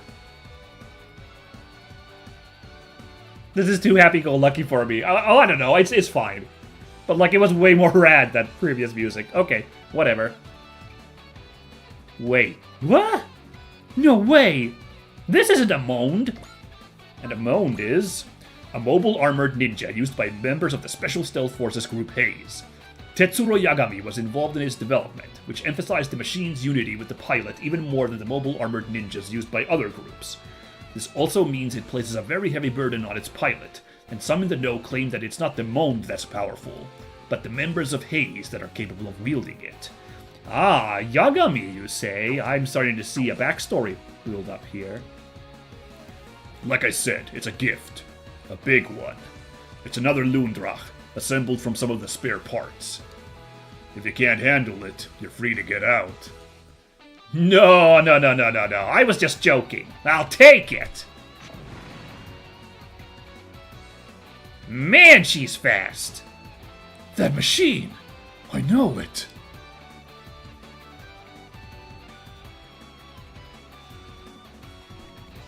I saw that machine many times during the Revolutionary War. That's a mobile armored ninja used by the Special Stealth Forces. In fact, that's their head's custom model. Though that one has a different color scheme. This is the second Loondrach. The Loondrach 2! And just so we're clear, the pilot is not our empty-headed head, but the lovely and fresh-faced rookie. Why is a ninja here? That, I'm afraid, is a secret. I am part of the Special Stealth Forces, after all. Enough chatter. You're in a fight. Got it! Don't forget, Forte, you've been given that Loondrach for the purpose of your mission. So make sure you carry it out. We're counting on it. Thanks, brother. Okay. Echika, can you hear me? Loud and clear. Now that I have the Loondrach, everything's golden. The Loondrach. Can you handle things on your end? I'll try my best. Cool! Let's squish these bullroaches and have your birthday party. Let's go, Loondrach. We're ending this. Sweet. Unfortunately, in case you guys forgot, it's still Mega Enemy turn. We can't really check, you know...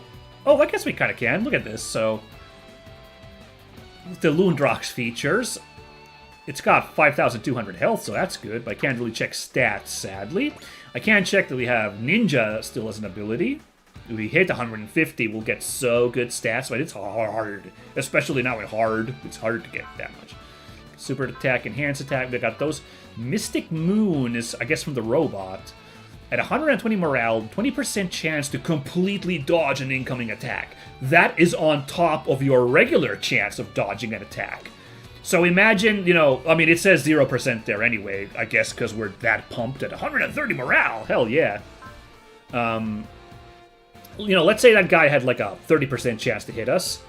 The game would make 2 rolls, like to like, you know, see if like we get hit. And if either of them failed to hit us, like, you know, we would like dodge it. Like, now it is an 80% chance for the enemy to hit with that other ability, but still, that extra insurance on top, good.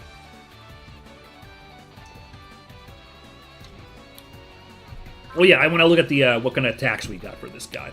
We're using Soryuga. Oh yeah, well, oh, right, I never mentioned this. Whenever you're attacking, you can choose to defend, in which case you take half damage, or evade, in which case the enemy's chances of hitting you are halved. But, like, you take full damage if they still hit. Or you can counter, which is what we've been doing this whole time, which is just attack with our own attack. So we have Koryudan. Oh my god, so many traits on this, okay. Including counter, which means that there's a chance that we act first, even if the enemy's attacking, if we use Koryudan.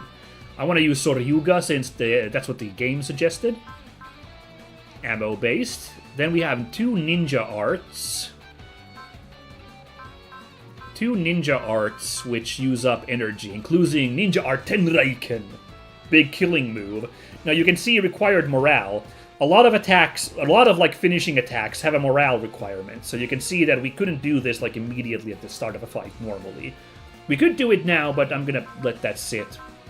Let's just use the Soryuga for now, as the game suggested, since with our current incredible morale, it's enough to put this Taurus down. I've got to live up to Cross's expectations, since he's given me the Loondrach. I'll do this! This is what everything up to now has been for!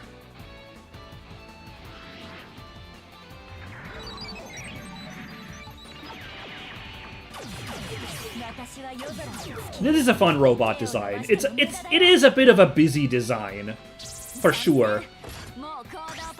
But I can live with it. Ah, cool. Little throwing stars. Makes sense.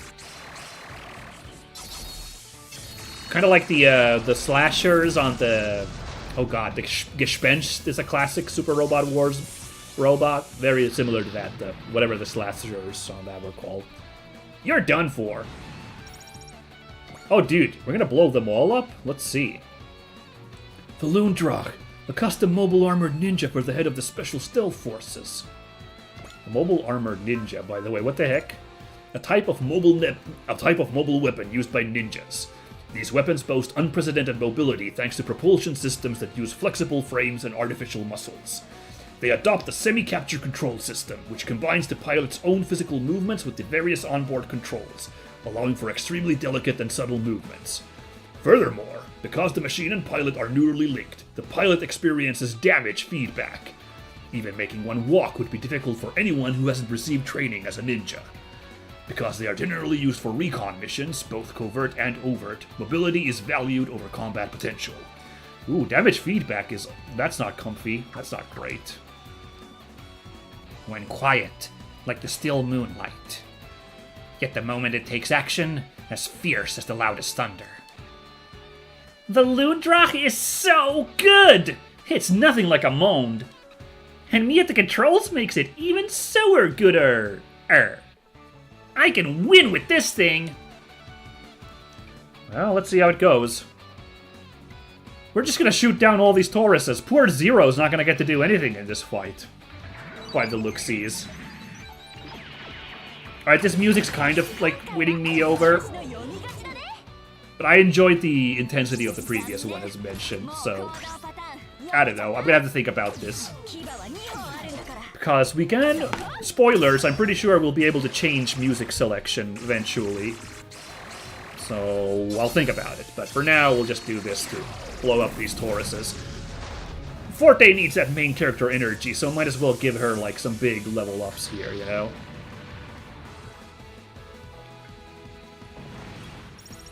Thank you. Speaking of, look at this.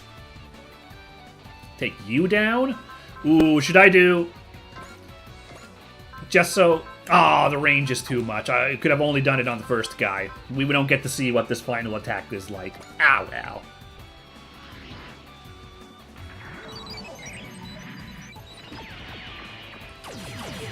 Yeah. Yeah.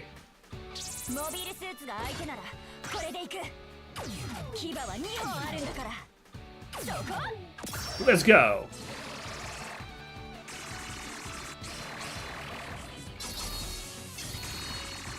Oh, look at that damage value keeps growing because our morale is going up, you know? Just like, oh yeah.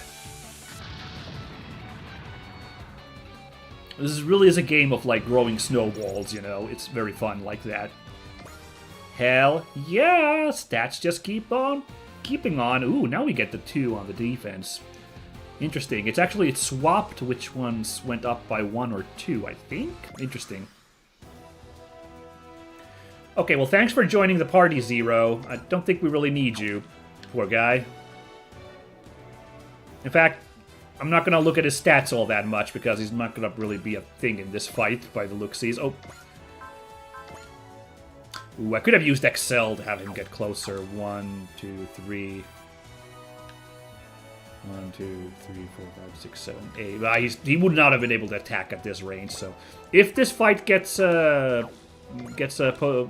prolonged, we'll still, you know, use that Excel to get into range. But yeah, with these attacks, we could not have gotten in there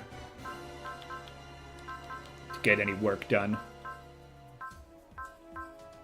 Some really cool moves here, though. Yeah, I won't, not too much thought on those now. Ninja moving in.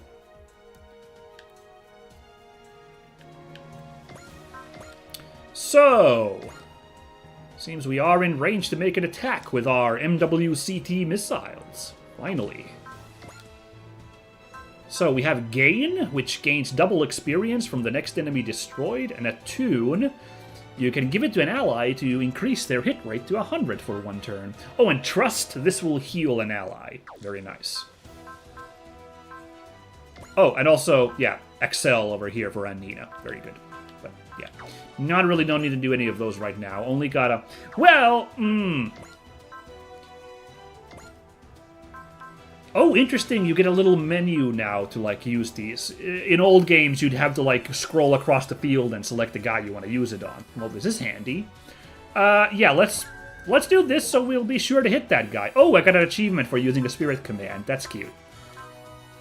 You know, to make sure we hit it. Like, in a fight where we're winning this well, like, I'll get a little splurgy with those abilities, you know? So, yeah. Oh, we got assist too, by the way. Is there anything I could use? Armor down and mobility down, or trick? No EN or ammo used. Oh, let's use this one, actually.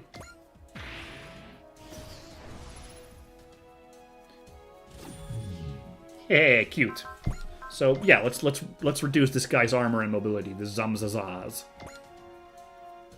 Ooh, now we are a giant ship, so it absolutely is going to land a hit on us as well. Great. No surprises there. Miss Echika, there's an enemy approaching directly ahead of us. What do we do, Annina? That's up to you, Miss Echika. Give your orders. Quickly now. Engage them. Fire guns or something at them, Advent? Let's go. どうしてこんなことにミサイル Ah, we didn't get a cut inside the bridge. Would have liked to see what it's like. 個別に目標に向かいます Oh, wow. That is quite the spread of missiles. Ah, that positron reflector. Right, gotta remember that one. Thankfully, it negates attacks that do 1/500 or less. It does nothing to attacks that do more, is the funny thing. Like, it doesn't actually reduce attacks that manage to, like, breach it, I think? 攻撃を受けるしかない So we're fine to wail on this guy with our big attacks despite that. In fact, let's do that right now. Let's sneak into these woods to get some cover.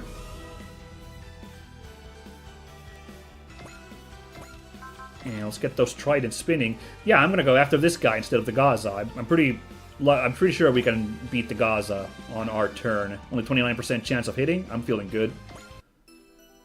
絶好の機会だ行くぞ俺は己の正義のために戦う Let's go!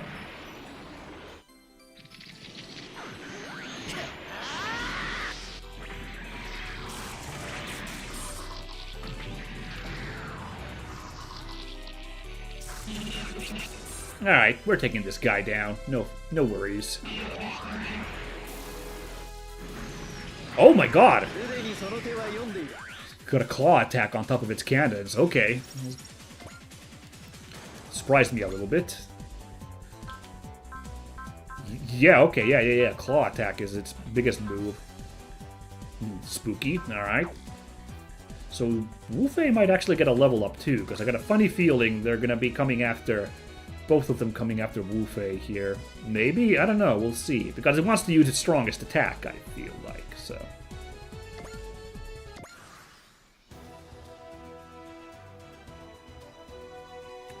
Oh no! Going for the Lundrach! Okie dokie. Now how you want to roll it, buddy? Let's go. AI たる人間負けられない Good. Get to see some of the other attacks. Simple shoulder Vulcans? Why not? Kaploosh.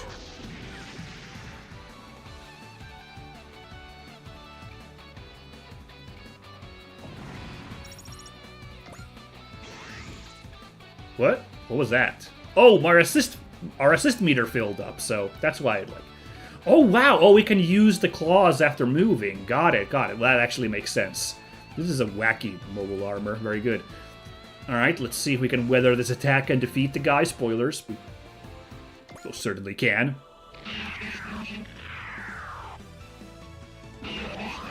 Click. Yeah. Oh my god! It pile drove my colony ship! 大丈夫ですがこのままでは It's kinda awesome. Ugh. やらなきゃやらなきゃ Alright. システム作動 Oh, the other attack! Let's go! Oh, yeah!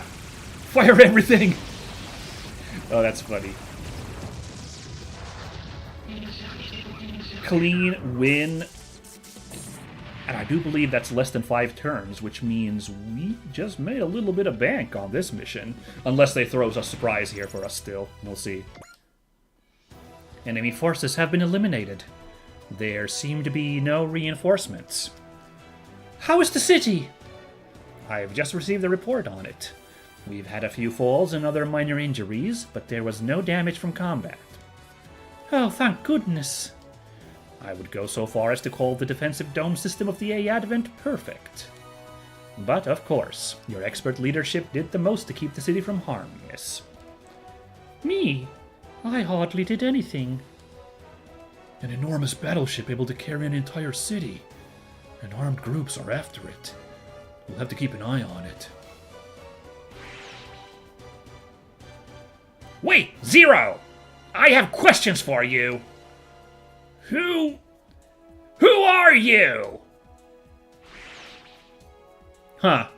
I was hoping like maybe one of those guys would stick around. It would have probably been Wu Fei, but Wu Fei has a habit of, in Super Robot Wars games, of just showing up like mid-combat and then piecing out. Like, it usually does take a while for him to stick around, and Zero is a little bit too secretive. I'm not surprised that he didn't stick around. Yeah. A colony Gundam, Zero of the Black Knights, and surprise terrorists. Not the birthday guest list I'd have picked, but... Ooh, I am so tired. Please don't let anything else happen today.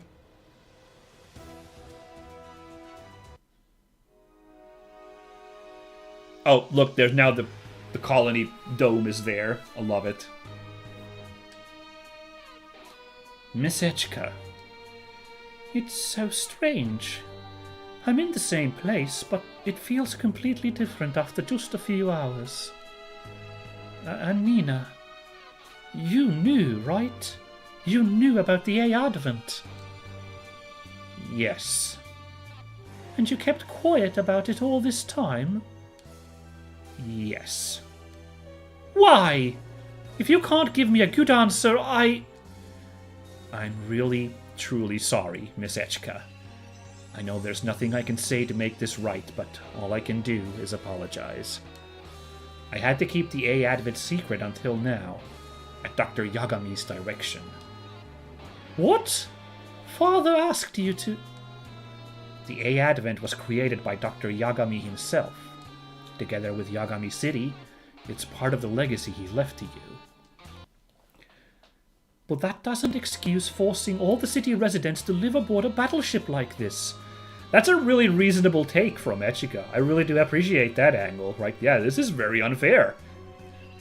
I guess we're all in a colony ship now, and we're just being attacked by giant robots every day. Well, business as usual here in Yagami City. You know, that's not great. No. I suppose. Hey, look on the bright side. Huh? Think about the times we live in. Dangers around every corner. But the A Advent could do a great job protecting Yagami City, don't you think? Exactly, Miss Echka. She's right. You... Hmm? Thank you so much for encouraging me. Huh? I was mouthing off a bit, but if it helped, you're welcome. Miss Tsukinowa Forte, right? I think I mentioned earlier, just call me Forte. Forte, then. Thank you for helping us. Nice! You're welcome. Someone raised you to be polite, looks like. But either way, you don't need to thank me. Forte? Yes? Who exactly are you? You apparently knew who I was from the moment you arrived, and you can pilot a robot. You even saved us. Who in the world are you? Alright, time for proper introductions. I'm Tsukinowa Forte. I'm a member of HAZE, the Special Stealth Forces. That makes me a ninja. HAZE is a unit of the Special Stealth Forces, a militant group of ninjas. They originate with the various schools of ninjas active during Japan's Warring States period. Wow, all the way back to the Sengoku era, before Oda Nobunaga, I believe. Only a select few know them as the most powerful Special Stealth Forces unit, and even then, their scope, membership, and headquarters are all shrouded in mystery. Hayes not only engages in espionage and sabotage, but also takes on combat jobs using unique ninja mobile weapons called Mobile Armored Ninjas. Or man. I just now realized. Ninja, a Special Forces operative originating in the ancient Japanese ninja tradition. Their name is taken from New Infinity Neuron Japanese Assassin. Oh boy. Someone took a while to come up with that one. Through training, they learn to use neural circuits no normal person can, which allow them to bring out latent human abilities, albeit only momentarily. The research behind these abilities has a long history, and there are several Ninja Special Stealth Forces units, each with its own training methods. They take on jobs from governments and various other organizations, engaging in a variety of activities as agents. Alright, good to know. A ninja? The ancient Japanese espionage agent? Kinda? It's the same word, but the meaning is a little, or rather, a lot different. Ninja is an acronym for New Infinity Neuron Japanese Assassin. Modern day ninja.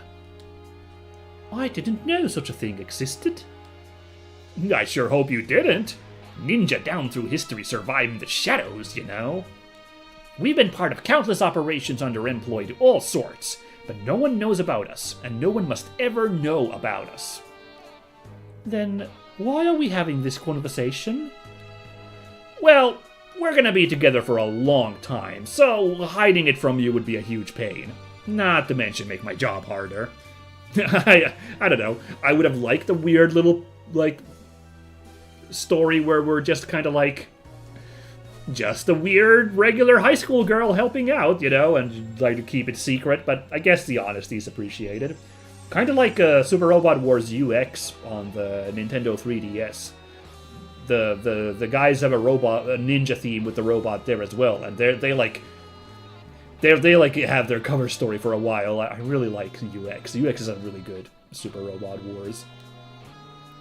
For a long time, your job? What? Yep, I'm here to keep you safe, Echika. Pardon me?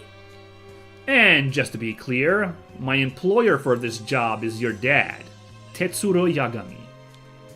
Oh.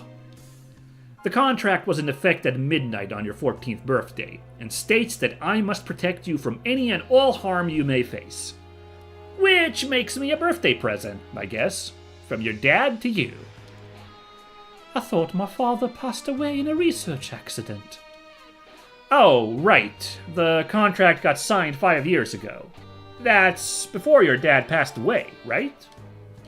Ah, I see.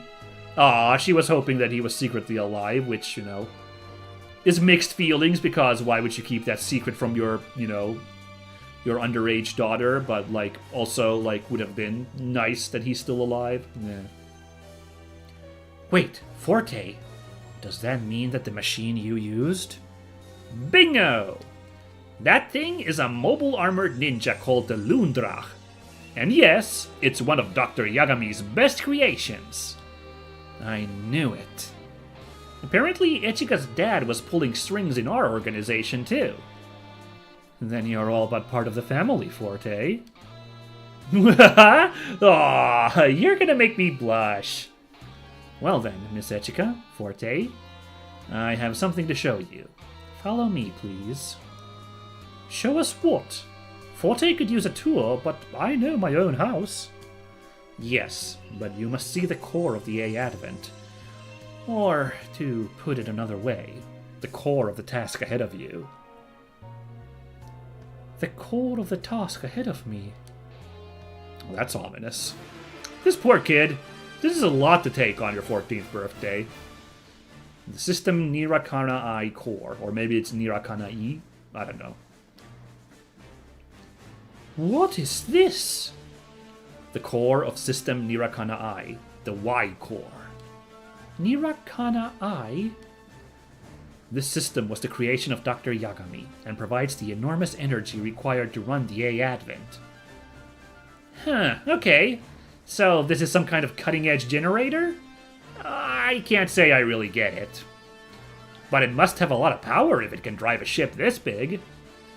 I can't say I fully understand the theory behind it myself, but at maximum output, this singular instance of Nirakanai, yeah, I'm thinking because it's kind of supposed to be Japanese. I think it's an E instead of I. This singular instance of Nirakanai could power all of Japan and still have capacity left over. Whoa! That's pretty radical, especially these days. I would assume our recent attackers had learned of Nirakanai somehow. Yeah, that makes sense. An extremely high-powered generator on a vessel you can move? You could do a lot of fun stuff with that. Precisely what Dr. Yagami had in mind when he developed it. Though I doubt you could comprehend the kind of fun he had in mind, much less some random terrorists. What would he have intended instead? Dr. Yagami said that Nirakanai is the key to drawing out the latent memory of the sacred galaxy. The sacred galaxy? It's his name for a path of evolution that each life form in the universe intrinsically holds within it. The professor referred to the concept as STG memory, for Sacred Tridirectional Galaxy Memory. Huh?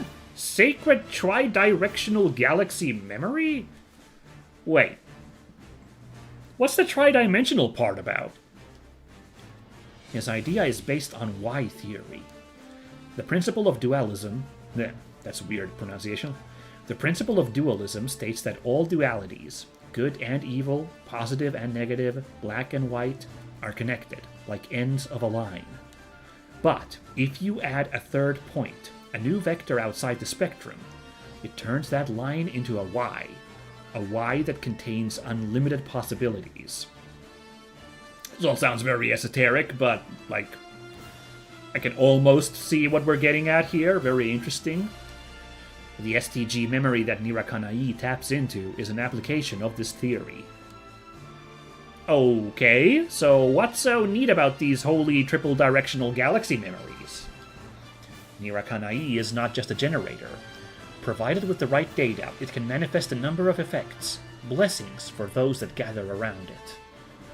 As the people of the A Advent, particularly you, Miss Echka, live your lives, its power will grow until it's overwhelming. My life?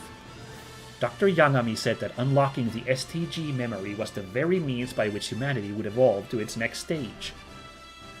Wow! Extra much? It also functions as something like a superpowered AI, able to put its massive power capacity towards processing, as just one example. Even if you disregard the philosophical implications, I believe unlocking the STG memory is worth keeping in our priorities. However, the system lacks data. Put another way, the A Advent itself lacks experience. The A Advent can learn? Multiple neural processing unit. A neural computer. No, learning computer.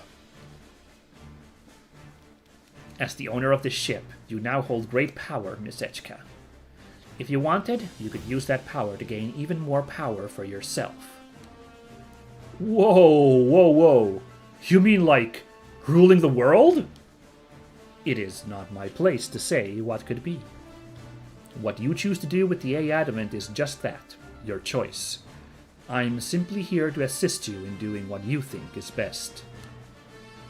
Man, imagine if they hit us with a weird, morality choice system, like a real BioWare blue or red thing here in this game.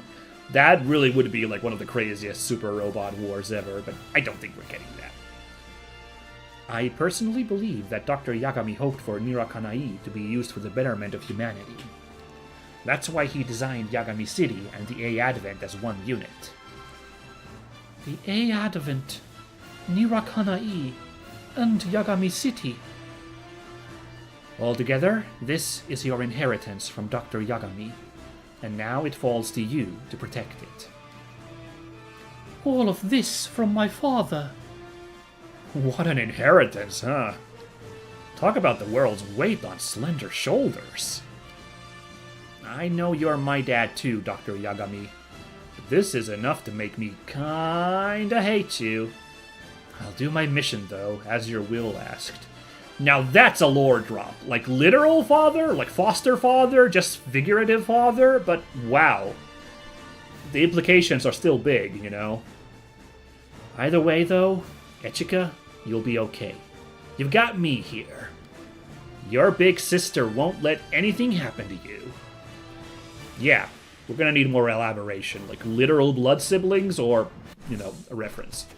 Mission result. Forte was definitely the ace after that beatdown.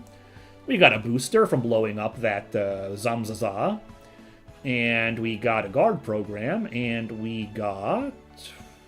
Oh, 4 turns. Okay, it counted the turn from that first couple turns from that first round. Fair enough, but it's still under 5, baby. We got a bunch of credits, bunch of MXP, and yeah.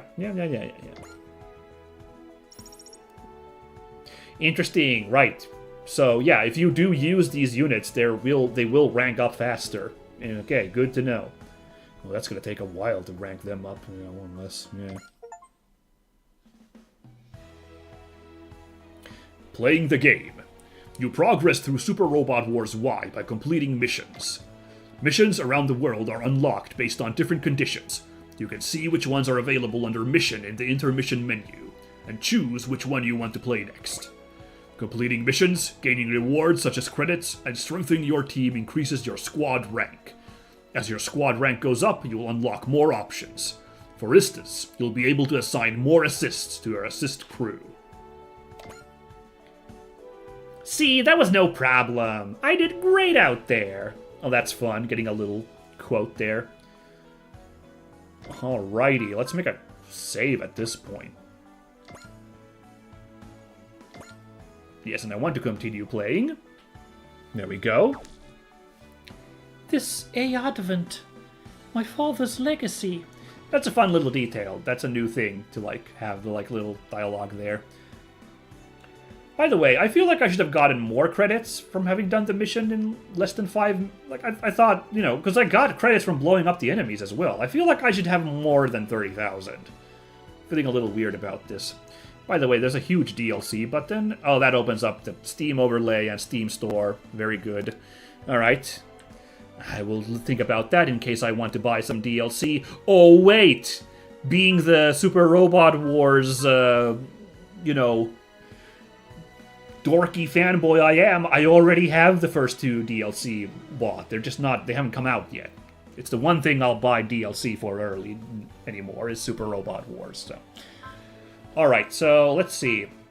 Let's take a look quickly at the missions.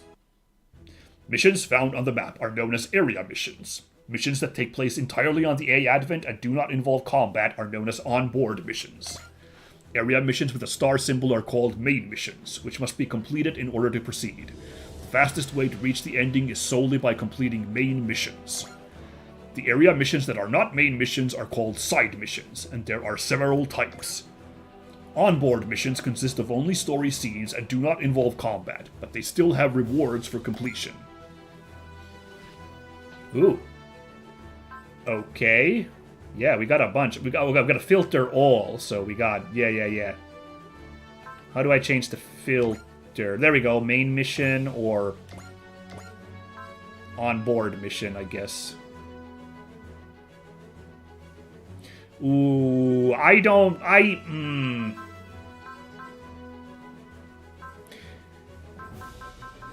don't really like these, like, DLC extra items, so I don't know about this, like... DLC. I want the new units from the DLC, but I'm not sure about that.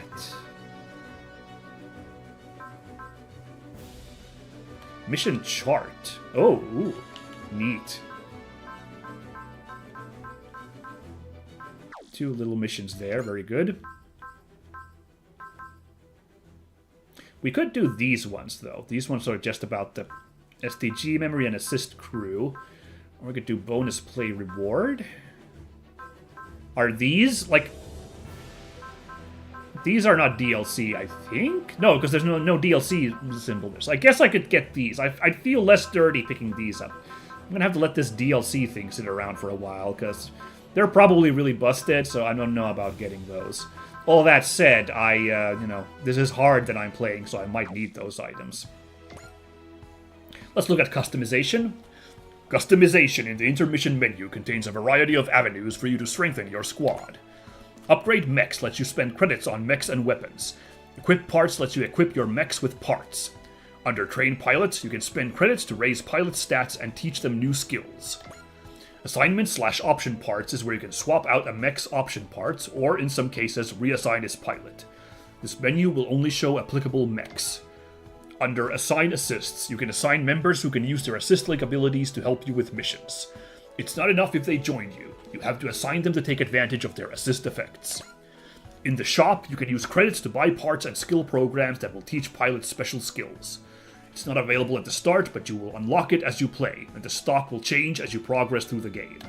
お待ちしておりました。 Well, thank you. Upgrade mechs under customization in the intermission menu lets you use credits to upgrade a mech's 5 base stats or the attack power of its weapons. To begin with, you can upgrade a mech's stats or weapons by 5 levels. This cap can be increased when certain conditions are met. The credit cost of upgrading depends on your game mode. Higher difficulties will make upgrades more expensive. Upgrading each of a mech's base stats, HP, EN, armor, mobility, and sight by 5 levels unlocks its custom bonus. Custom bonuses are unique to each mech and are very powerful. So we're gonna try and get those, but no promises.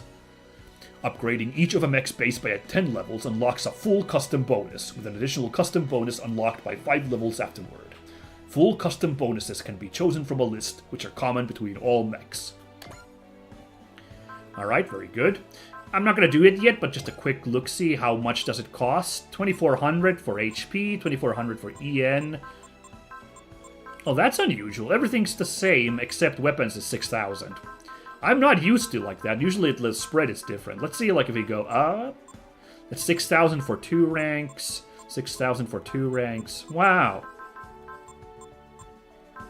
That feels weird. I'm not used to everything leveling up this evenly. Usually there's like a little disparity in prices. Wow. Well, ain't that frickin' weird. We could get somebody up to like rank 5 already, on something, max them out in some stat. That's not really my style though, so we're not going to be doing that. では、カスタマイズを始めましょう。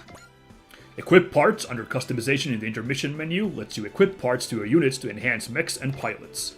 Parts can be equipped and unequipped at will, and have all kinds of effects. Each mech has its own number of slots. You can earn parts by destroying enemies or completing certain missions, or buy them using credits from the shop in the customization menu. Very good. So we got like one item. We got the booster, which increases movement. Just gonna put that on this guy already. I guess it would be good for the Lundrach to like have like a crazy speedy robot, but I like shoring up my deficiencies, so I'm just gonna put it on the A Advent, have it move around 4 slots. That's nice. では、カスタマイズを始めましょう。 Train pilots under customization in the intermission menu lets you use credits to teach pilots new skills or improve their stats. To teach a skill, you'll have to spend credits to buy a skill program that encodes that skill. Getting a skill at a higher level means buying up multiple of the corresponding skill program. Increasing pilot stats also costs credits to buy stat-up skill programs. The price of skill programs depends on your game mode. Higher difficulties will make skill programs more expensive. The skill programs you can buy are limited to those available for sale in the shop. In addition to buying them, you can gain them from destroying enemies.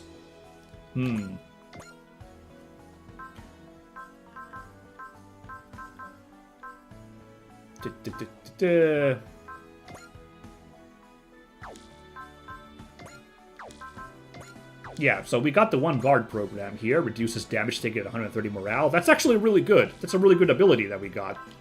Or we can improve stats. That costs... How much does it cost? I don't see the cost anywhere. That's annoying. This was supposed to cost something.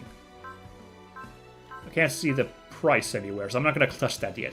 This is an interesting change from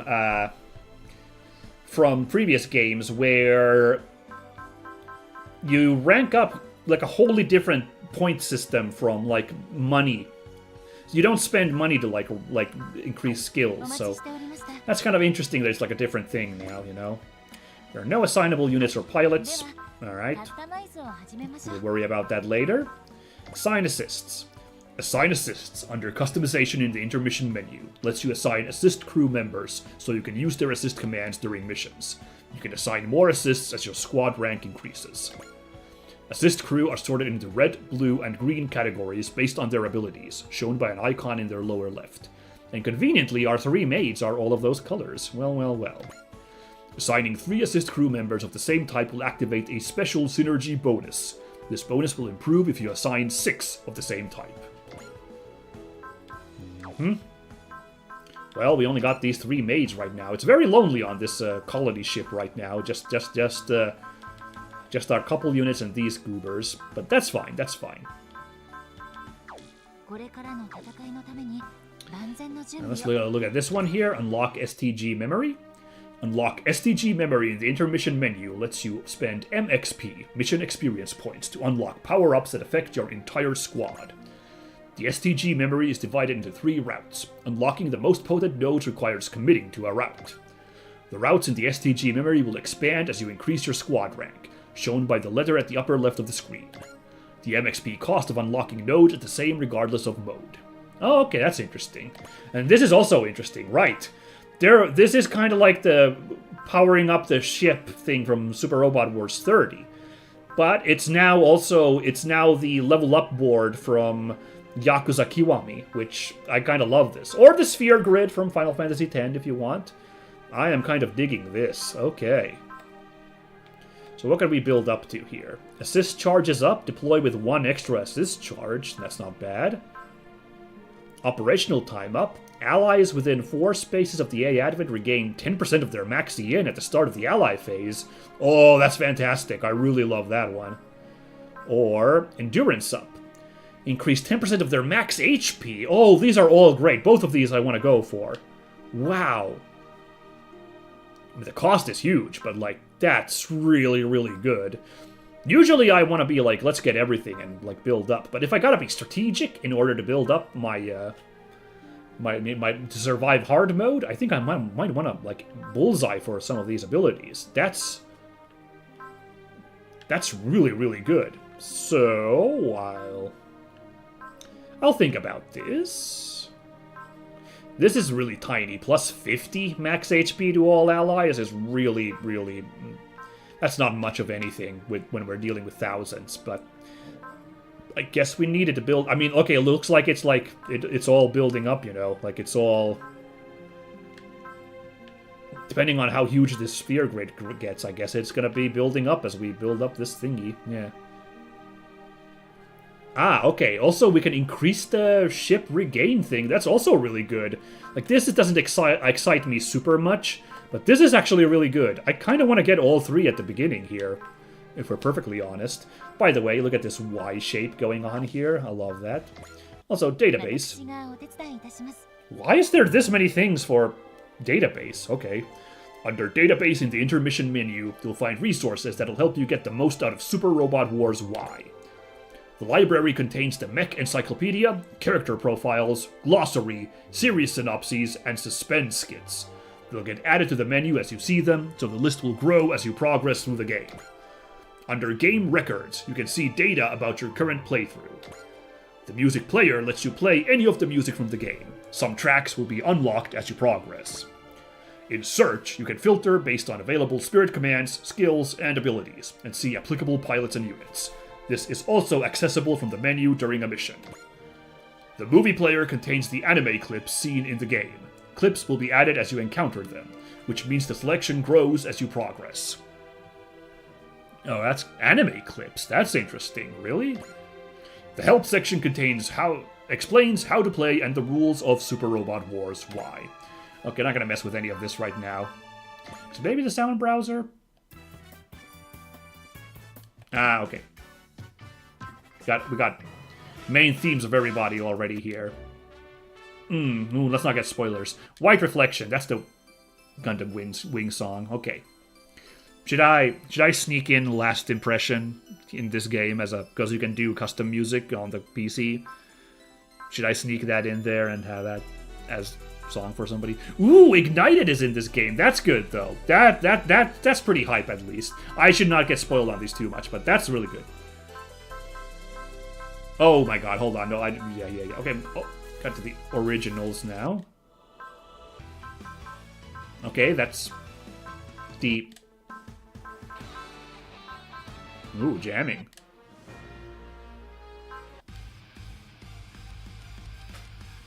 I think this was the music that played.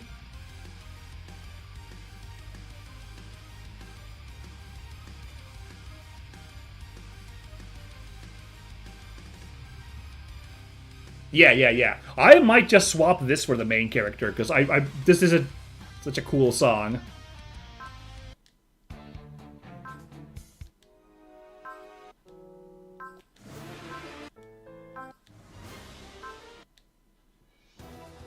Am I missing? Where's the song? Was this? I already forgot what the Song of the Lundrach 2 was. Was it this whole time? I guess Inochi Mijikashi Hanasake Otome. Otome refers to like a maiden, so this was probably the song. Kinda wanna...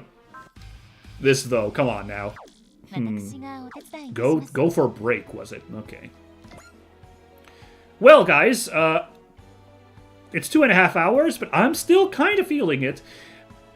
At least I want to take care of this menu finagling, but I do think I want to take a break here. But what we might do is I might at least boot up the next mission, and we end on a cliffhanger just for next stream. Is that a plan that you guys might appreciate? Maybe. So we're going to take a break here, though. One more break, just like 5 minutes. Stretch, go use the bathroom, get drinks, food, snacks. And, hey, stop it. Oi. And I'll catch you all in just a second, and we will still do a little bit of Super Robot Wars Y today. It's the inaugural stream. You gotta love it.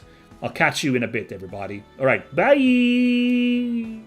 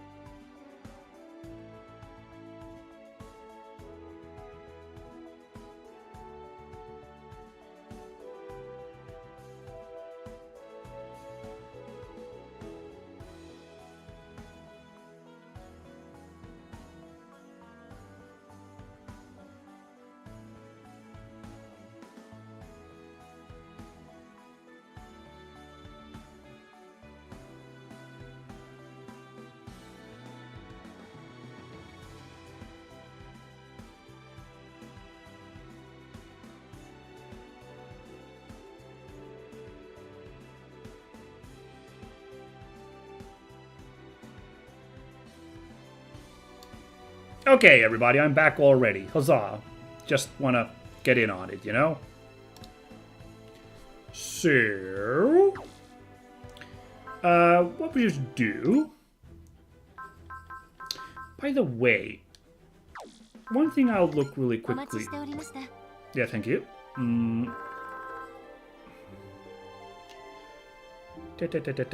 Oh, this is actually way more elaborate than the one in the... there's extra information here. There's more stuff than what we've been getting. You saw that? Interesting. Hold on. Really quickly, just like, where was missions? So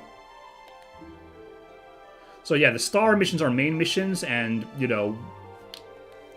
they're necessary for beating the game, and we can just kind of fastball through them if we want to beat the game. Yeah, onboard missions. Okay. Types of missions. Area missions on the map, onboard missions in place of the A Advent. Area missions are split to main missions and optional side missions. Some side missions have a name like the something something front. They're called front missions. Once you complete them, they'll come back after you complete some more missions, so they're a useful source of credits, XP, and score. So some extra little stats there. Very good. There's so much information here in case you need it. Very good, very good. You can change the game difficulty in the system menu. Changing the game difficulty doesn't affect the story and received お待ち units. しておりました。 One thing I want to really quickly check. カスタマイズを始めましょう。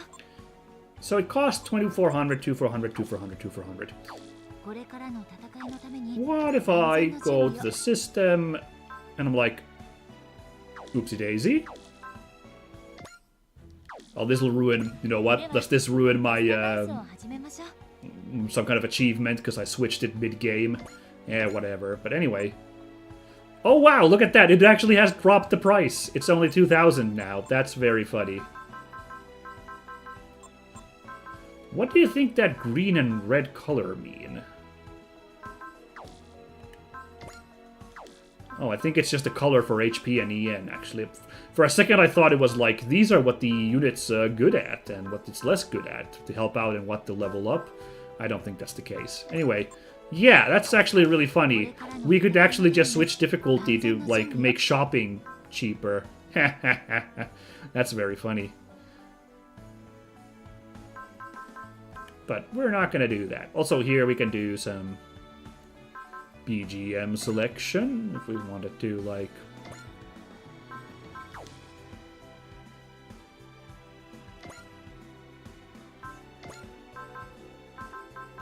Haru Kanaru Kibono. What is this one? Ah, very good.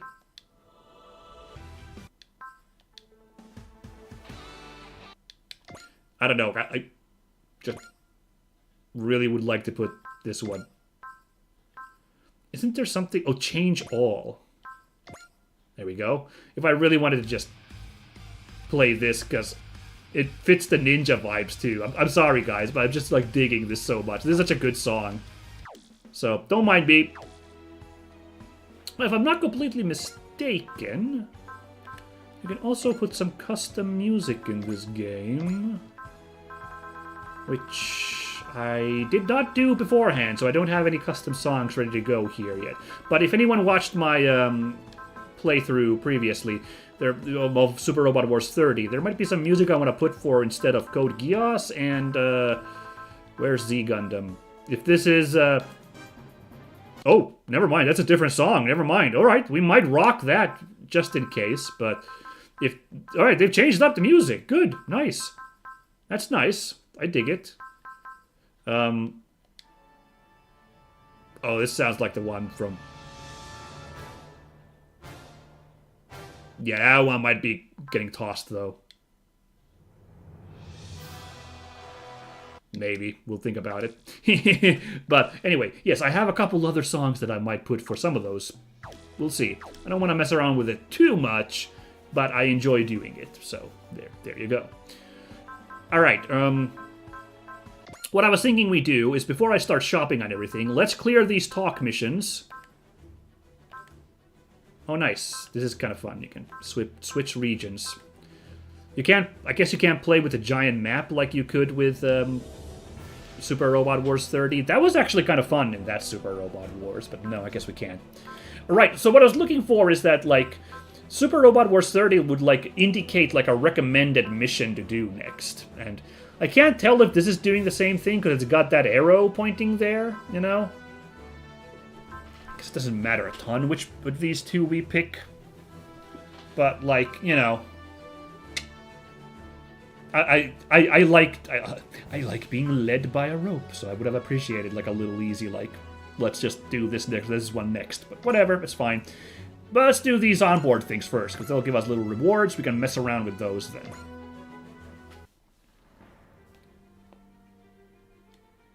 System Nirakanai, the heart of the A Advent. The A Advent itself, it wouldn't be an exaggeration to say. Part of protecting the A Advent is watching over System Nirakanai. Growing System Nirakanai is essentially the same thing as developing the A Advent directly. STG, Sacred Tridirectional Galaxy Memory. And it's my duty to unlock it. Exactly. I've heard everything the A Advent experiences can be made into power to unlock more of the STG memory. Yes, that's what I call MXP. Mission Experience Points? You could say they're sort of like digitizations of everything the A Advent experiences. With MXP, Nirakanai can unlock its STG memory. However, it's up to you to determine the route these unlocks take. What do you mean, route?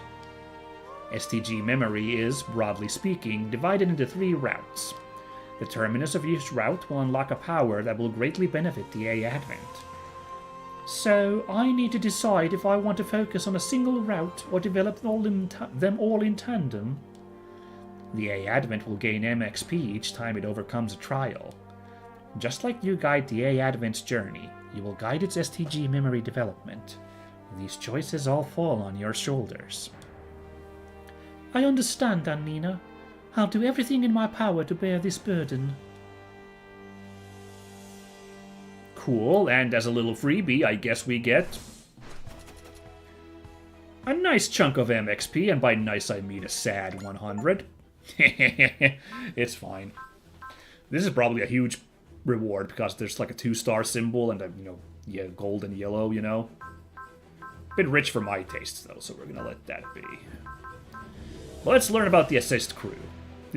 That of those wacky maids. We gotta get introduced to them properly. I hope that's what's the case here. Swanky music. The assist crew are those who use their specialties to support those who are fighting on the front lines in battle. That includes all the maids, right? Such as Ren and her division? Precisely.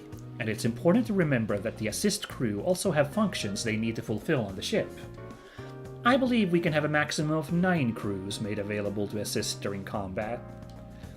To be precise, we will be able to register more assist crews the better the A Advent's overall evaluation is, but only to a maximum of 9.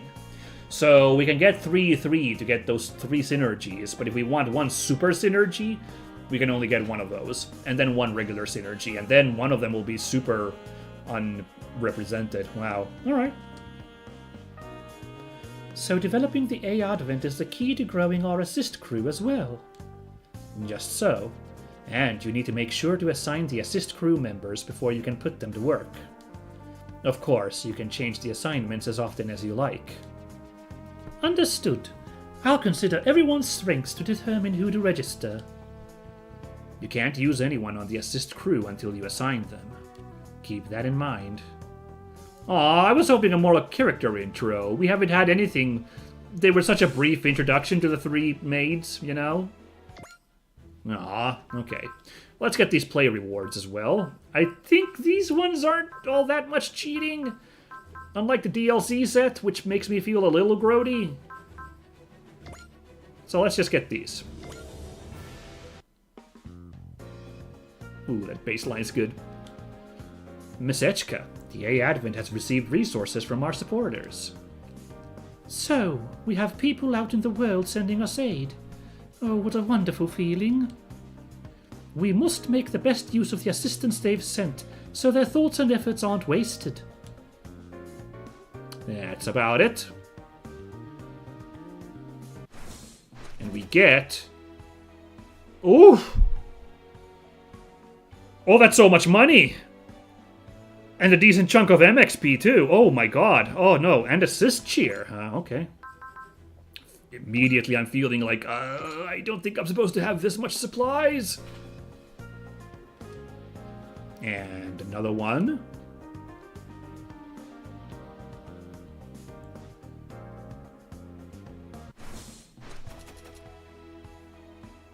Oh my god, 3,000 and 30,000 and a flight module. Okay. Alright, well, let's get to work with the upgrades here.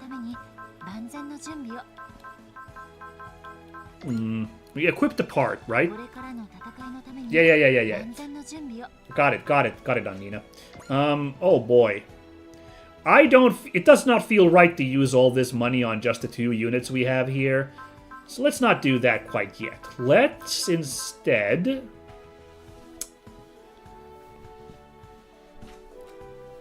So normally I go these by, you know...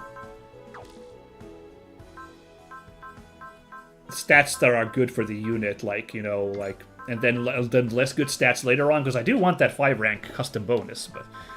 I need to think about this now. So for this unit, mobility and armor are both kind of like 1500 armor. I'm guessing it's not good because like the Lundrach is supposed to be like a very like good like a good like evasion unit. So it's probably gonna have shitty armor. So 1500 is probably bad armor. But I'm gonna level it up anyway because that's good for a big ship like this that's gonna take a bunch of rockets to the beak. Anyway, you guys, I think I should sit on this nest egg I made until we have a little bit more units. So why don't I spend the 30,000 I had at the start before getting all those benefits now on these 2 guys, and we'll worry about leveling up other stuff, you know, with you know,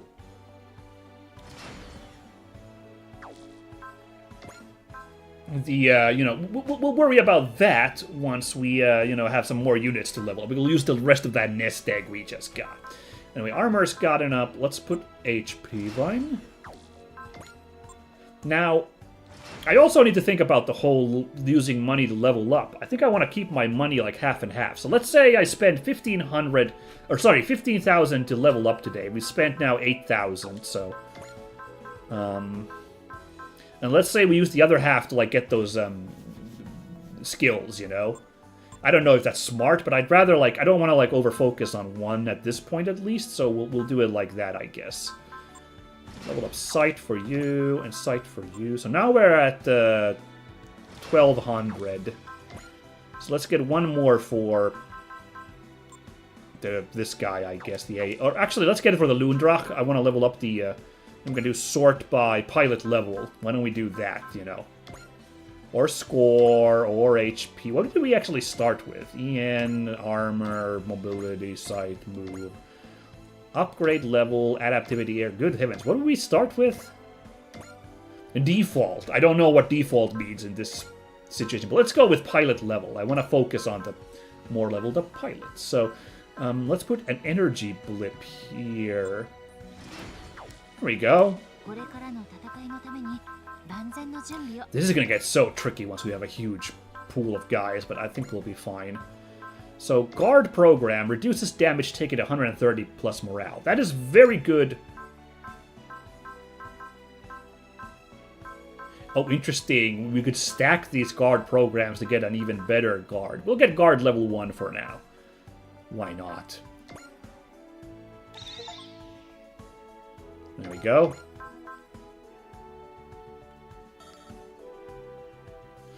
The skill program cannot be purchased from the shop. I see. So we're going to have to use the shop. So we can't buy stuff, except we can improve stats. Stat we can do. Can we? So let's figure out what this costs. Let's just buy... you know, okay, so we got this for Echika, because I think that's a good thing to have for the Lundrach, is reduce damage for our big, chunky battleship. I think that's a good thing to have for that. Especially because battleships usually cannot be allowed to drop, you know? So we'll do that. Now let's see. What does it cost to improve the stats of, say, Forte? You need to purchase that from the shop as well. Then let's backtrack. We're not going to be training pilots after all, except for the part that we had, which is lovely. Let's instead continue upgrading our mechs after all. Sorry about that, everybody. So... now I have spent 7 times 2,000 is 1,400. Oh wait, this is 2,400. Whoopsie daisy. Hold on, I'm gonna draw my calculator here. I forgot that we have the hard mode, so like the prices are in fact elevated. Whoops, whoops, whoops, whoops. So I want to spend 30,000 today, here now. So I don't want to. Again, I want to save that rest of that money for when we have a few more units to splurge on. 2 for 100 times 7 equals 1,600, 1,800. All right. So 30,000 minus 16,800 is, we got 1,300, 200 cash to still play with. Let's see, and let's help money a little bit. We got right now. We got 6.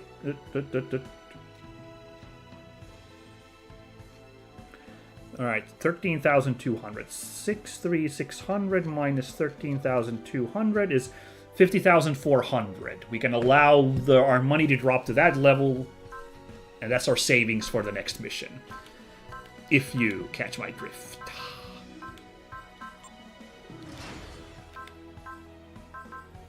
Oh, this guy is actually a... I already forgot to still have my calculator open. Whoops. 50,400. So we can get something still here for somebody. Now it goes up to 3,600. Huh, okay.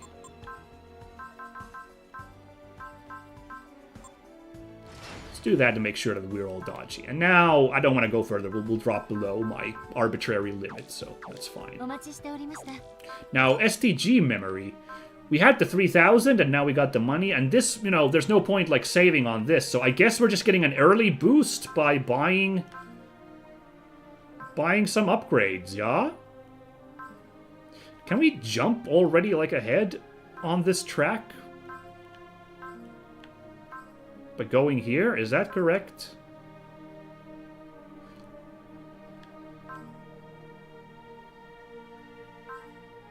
Let's see, but let's start this because I really like the idea that the A Advent just like restores EN to units around it. So I wanna build up to that. All right. And the MXP cost is now only 3,000, so it was showing the cost to go down the track. Very good, very good.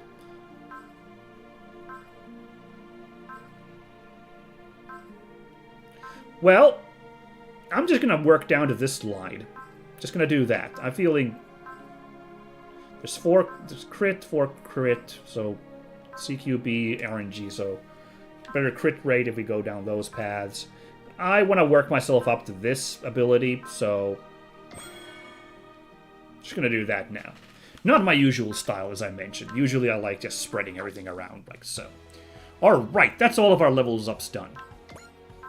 Wasn't too bad, but I had to like kind of get a feel there. There we go. How are these marked here?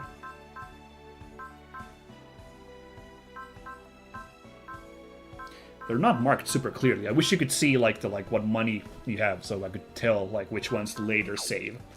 But that's fine. That's fine. Oh boy, I still I still kind of want to go a little bit further. So why don't we kick up one more mission And just let's end on a cliffhanger with the mission opening, and then like do that next time. I think is a nice. Let's do that. Why don't we? Oops. Don't mind me. So why don't we go to Mount Asama? Right there in the dead center of Honshu, apparently. Cruise on over there.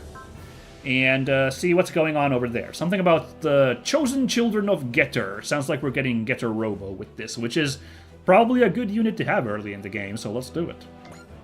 Begin mission, the demon on high awakens. It's a weird phrase. But we'll do it anyway. Groovy music. So you're saying Haze has been protecting the world from the shadows? Something like that, I guess. To be honest, I'm still basically a rookie. I can't say I've done much shadowy world defending just yet. Well, if they chose you for this mission, it means you have what it takes, yes? A special team fighting for peace. Oh, that's so cool. I don't know if we're as cool as all that. We're just doing our jobs, you know? The head always makes a funny face when I make a big deal about what we do. Oh, you're so modest. I do try to behave like a real ninja. It's in the name of our team and all. Oh, interesting. What's the glossary thing for... Oh, no, ninja isn't even an option here. That's too bad. Well, if you don't mind my saying so, you don't really possess what I'd describe as a ninja vibe. Yeah, no kidding. We are like those Naruto jokes. Again, a little bit appropriate in this sitch. I know, right? She's more like your average high school girl. Average? Really? Come on. I've got to be at least a little cuter than average, right? Heck yeah! Anyway, even if no one knows what you're doing, I think you can be proud that you've contributed to peace. Peace, huh? The head would say otherwise. He likes saying stuff like, our wars may be over, but peace is still a long way off. Well, that's true. Japan's in a bad spot.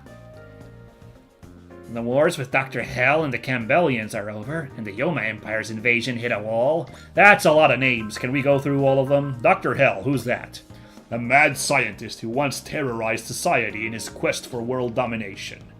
He prepared an army of Kikaiju, mechanical beasts he discovered in an ancient Mycenaean...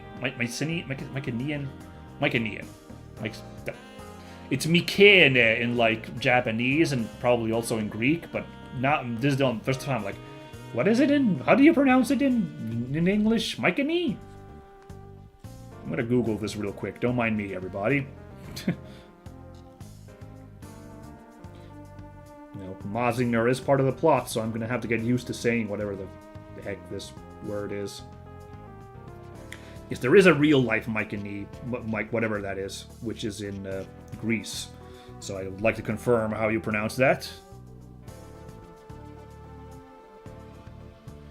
No, not the Finnish Wikipedia page. Thank you, the English one. The Finnish. You meant the Finnish Wikipedia page, right? It's Mykene.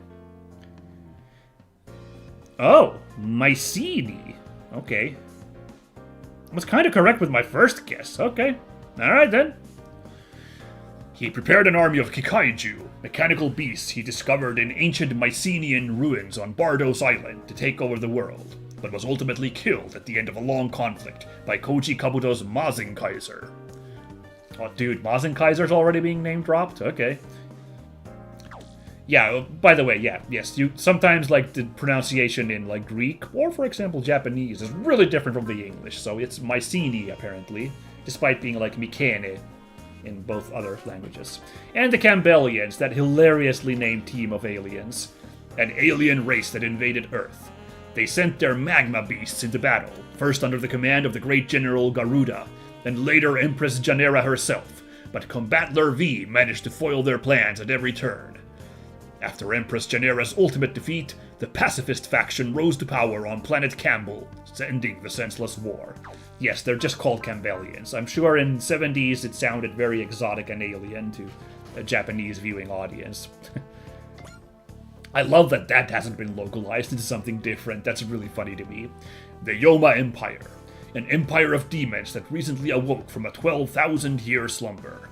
It was destroyed along with the prosperous Empire of Mu ages ago. They have returned in the modern era to usher in the Age of Demons once more. That's a setup of bad guys. Ooh. But even though it's on a smaller scale, Val X is still carrying out terrorist attacks all over the world. We're all tired of war. Why are they doing this? Don't worry, they send me here to keep the A Advent safe. You're in good hands. Then you can count on us right back. We maids of House Fran Burnett have been working to protect Miss Echika as hard as we can. Oh, by the way, I really appreciate we got this maid intro here now at this point, you know, that I was hoping for earlier, but good to have this here, you know. You may be the rising star of Haze, but when it comes to this, we're every bit as good as you. For sure! I feel a lot safer with 99 maids at my back. So, Ren, the head would be furious if I broke the Lundrach 2, Lundrach 2. Please keep it in good shape, okay? Right, you're a mobile armored ninja. A copy of the ninja head model. Oh, you can tell she's the mechanic, because she's got those big work gloves and her sleeves are wrapped up. Armed with stealth and weapons for every situation. Overwhelming opponents with high-speed action and ninja arts. Oh, just let me at every bit of it. Hey, not quite every bit of it. Some of it's black boxed up. Really? What part? The engine and its related control systems. Only the original developers can really tinker with those. Or so I was told. 80. My Haze comrade should be sending you intel from various locations. I'm counting on you to handle it. I'm gonna take a drink, by the way, here real quick. Just because I'm getting a little parched after 3 hours of non-stop gushing at Super Robot Wars. There we go. Ugh. Understood. Thank you for cooperating with our information division. Cookie, just so you know, I really like Japanese sweets. I got you. Work hard and you'll find a special dessert on every tray. Okay, it's almost time for Echika's trip to the city. I'll be there as part of the security detail. Wait, already? I thought her speech to the citizens was much later. She wants to see the city with her own eyes. She's very hardworking, isn't she? That's our lady. For sure. Okay, well, I'll be back soon. Shuffle, shuffle, that's funny. Have a safe trip! So what do you think, 80? At first glance, she seems like your typical bright, bubbly girl. But there's something else I can't place. I suppose that's the ninja part. I don't think she's lying about her willingness to protect Miss Echika. They say the Special Stealth Forces never fail to carry out their task. We'll just have to have faith in that. Well, hey, she seems nice enough, doesn't she? A real go-getter. By the way, did we ever introduce ourselves to her? Come to think of it... We totally didn't! And yet she knew everything. Our names, our jobs, and even the total number of mates. Tsukinoa Forte, agent of Haze Special Stealth Forces. She could be a snake in the grass. I like that we're getting a little bit of pump up for our hero here. You know, Forte being this cool too, you know? I like it. Oh, this is the public square? Alright. Very poor seating in this place. This is where we're supposed to find out what's going on? Doesn't seem very official. Makes sense that it wouldn't. I heard the mayor ditched the city before the ship lifted off. And then who's leading this meeting? Man, so many, random citizen cut-in portraits. I appreciate that. You won't believe this, but they're saying it's that House Fran Burnett lady. House Fran Burnett? The one that supposedly owns all the land Yagami City's built on? That's the one. And the land is all on the ship, so it might be hers too. Everyone seems kind of casual about all this. Well, people here are a bit jaded. It's been one thing after another for the Earth for a while, you know? Amazing, Yomogi's mother is a character all her own. Does not get a name, apparently. That's very sad.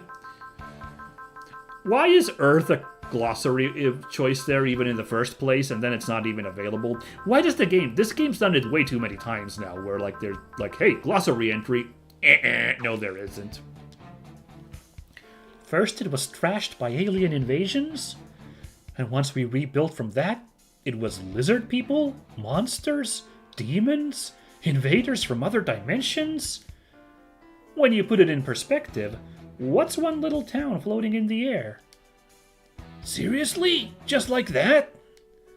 Just like that. You really ought to handle this better yourself, Yomogi. You've lived through the Revolutionary War. I know, I'm trying, but still.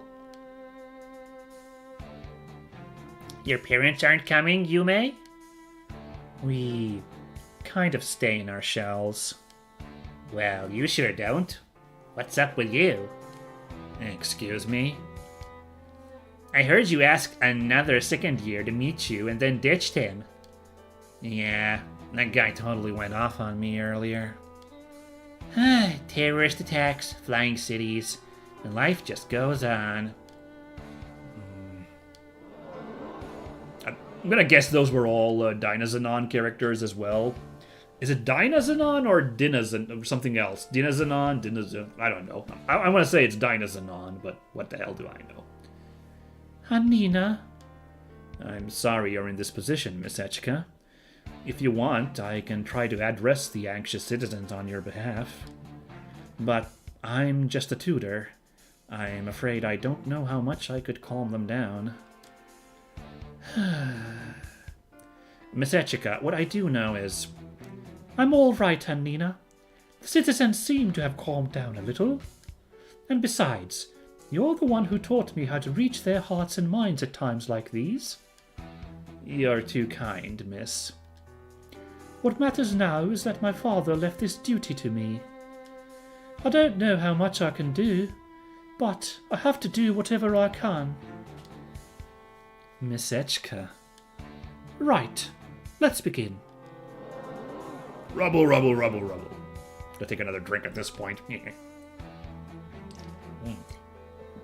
Oh, very good.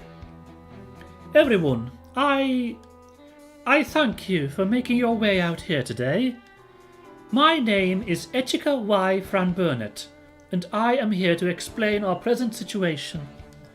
Oh god, I should have drunk. Oh god, stuck in my throat.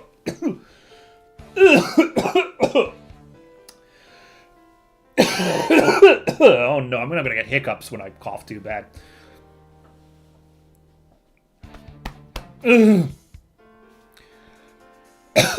Oh no. Well, that's embarrassing. Sorry, everybody. Oh, no, I got the hiccups. Oh no. Oh, shit, I was doing so good. Now here we are. I don't have the right breathing techniques for doing voices, so this happens too often that I like. Although having the water going stuck in my throat didn't help. Alright, let's try to continue. Damn it. I know I'm very young to shoulder this duty, but I promise you that I will fulfill it to the best of my ability.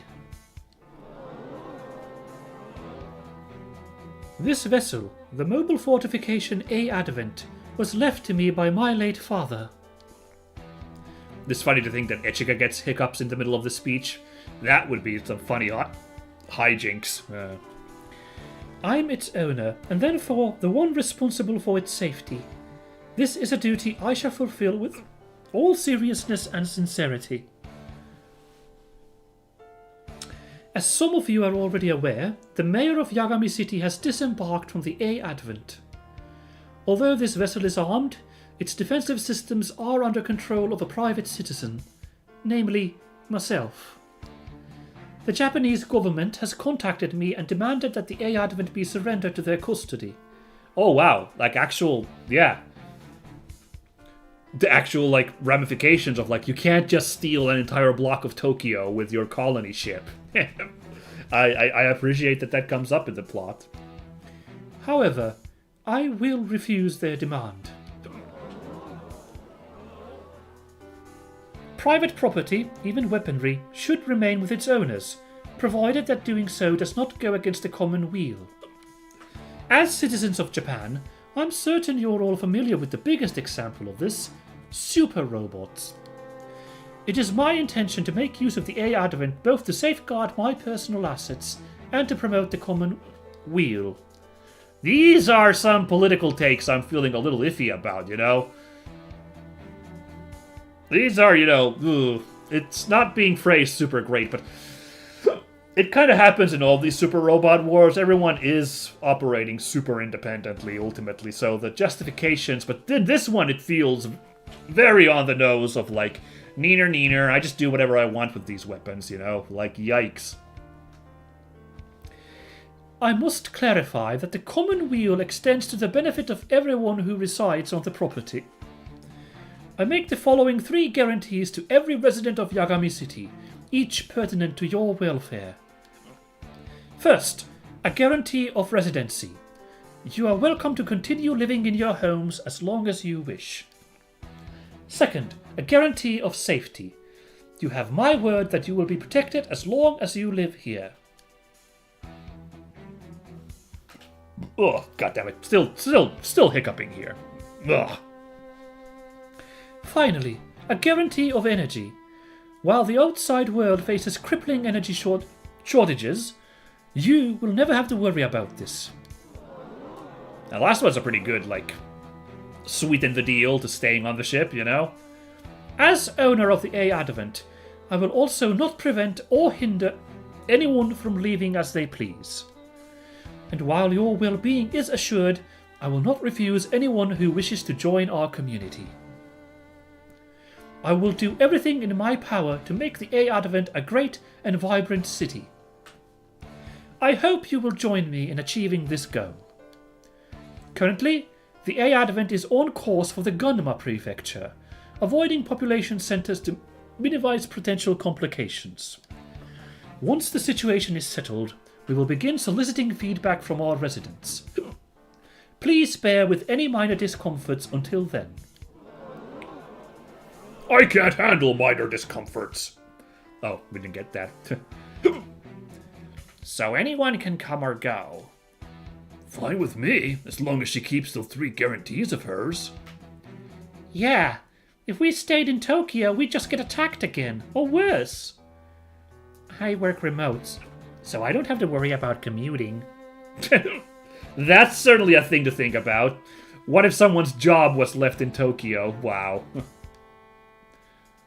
Ooh. Are you staying, Koyomi? Why not? As long as I can still look for a job. Wait, you were actually gonna look for work? Well, yeah. Guarantee of safety, huh? Yeah. I guess this giant dome could repel your garden variety attack. If only it were that easy. What? You think the girl's biting off more than she can chew?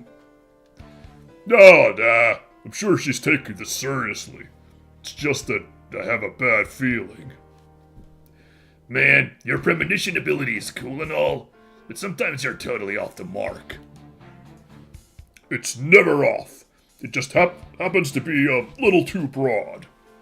Interesting designs, by the way. As someone who hasn't watched Getter Robo Arc, well, there's always the Buddhist monk guy, kinda, in the Getter Robo team. So yeah, Baku checks out, I guess.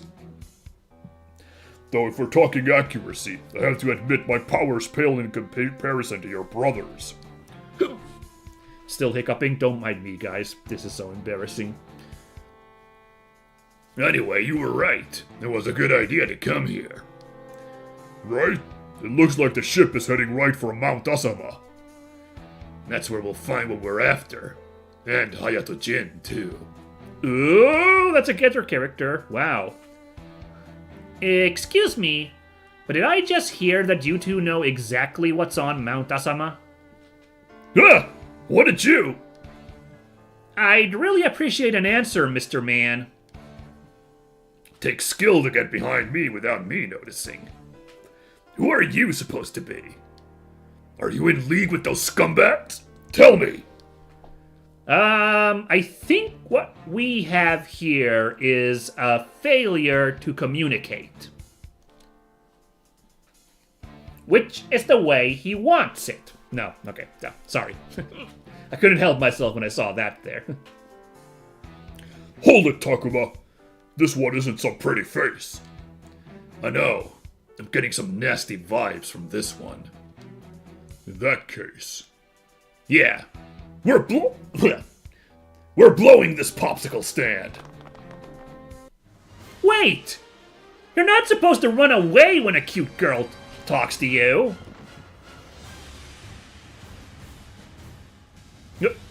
Whoa there! Whoa there! Whoops, excuse me. I'm in a hurry. Well, that sounds like a you problem. You can't just bump into me, you mouth off. But I even said please. Ugh, you're a lot like my brother. I'm terribly sorry. Are you hurt? Nah, I'm fine. Apology accepted. And they're gone. They were definitely not average townies. What? You got something to say? I guess we've got plenty of interesting folks around here.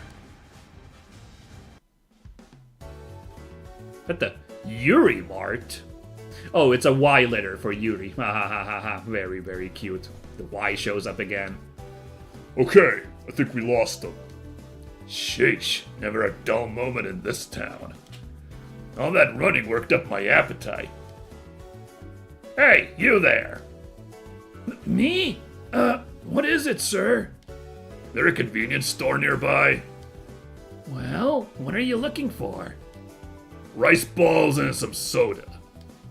Oh, you should be able to find what you need at Yuri Mart. You're just in time for the daily discount, too. This is really cute. I'm really liking... They said that the writing was better in this game.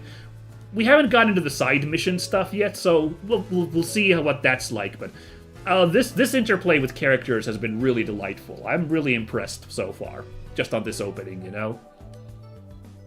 Huh? Who are you? The store's pitchman? Not really. I just work there part-time. Oh, you're not bad at grabbing business. I should give you a raise. Thanks.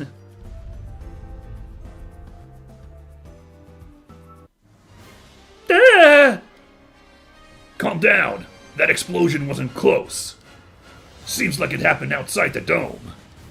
Takuma, it's time. Hold on, Baku. Let's buy some rice balls before we go. Where are you going? Through the doorway to hell, most likely. Say what? Yeah, imagine someone says to you, to ask response to that question. The demon on high awakens. Oh boy. Yeah, but I've been playing super long today, so I do need to start wrapping this up, everybody. Sorry to say, our Super Robot journey has to come to a pause for tonight soon. But yeah, let's get into the game and then close it. What do you know? They were right. Anyone can come or go. I'm pretty sure they'd rather not welcome those guys. What the? Speaking of, who are they? Hell if I know. They sure don't look friendly. What are those creatures? It looked like they came from a distortion in space. The Information Division has reported sightings of them in various locations around the world. They have been codenamed Insectors, and I'm afraid they are hostile. Man, they've destroyed this town. Look at how messed up this place is. But still, gotta say, good environment design. I really love it. If this is what it took 4 years of development, good on you. I appreciate it. They must be the ones responsible for that explosion. And a couple of other ones too, by the looksies. Let's hurry, Takuma. We're almost there. You bet. What the? Baku, look! Those are Getter Robos! The Sao Tome laboratory has sent their getters! Alright! Still, it looks like those bugs already have a target. Are they really bugs? They don't look like bugs. They look like, well, big robot, like golem things. Insector is such a weird name for those things. I guess I need to see them up close to get an idea, but yeah. B2 squad, commencing attack! Wow, Getter Robos being piloted by random mooks. That feels really weird. Whoa! Gray-haired Hayato, that's interesting. Yeah. Guess that series has been going on for a while. So, the D2 squadron has made contact. Well, that's weird.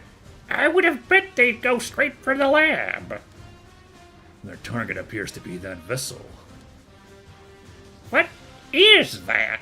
Some newfangled colony ship? A warship of unknown affiliation. I understand the Japanese government is trying to seize it as quickly as they can. Things have been going downhill lately. I bet they're in a hurry to gather weapons for whatever big thing's about to happen. Well, we won't ignore the situation. We're going to engage the insectors. Say, what's that? Looks like there were people on the battlefield. Ignore the bystanders. Commence the attack. That took a weirdly long time to fade out. Okay.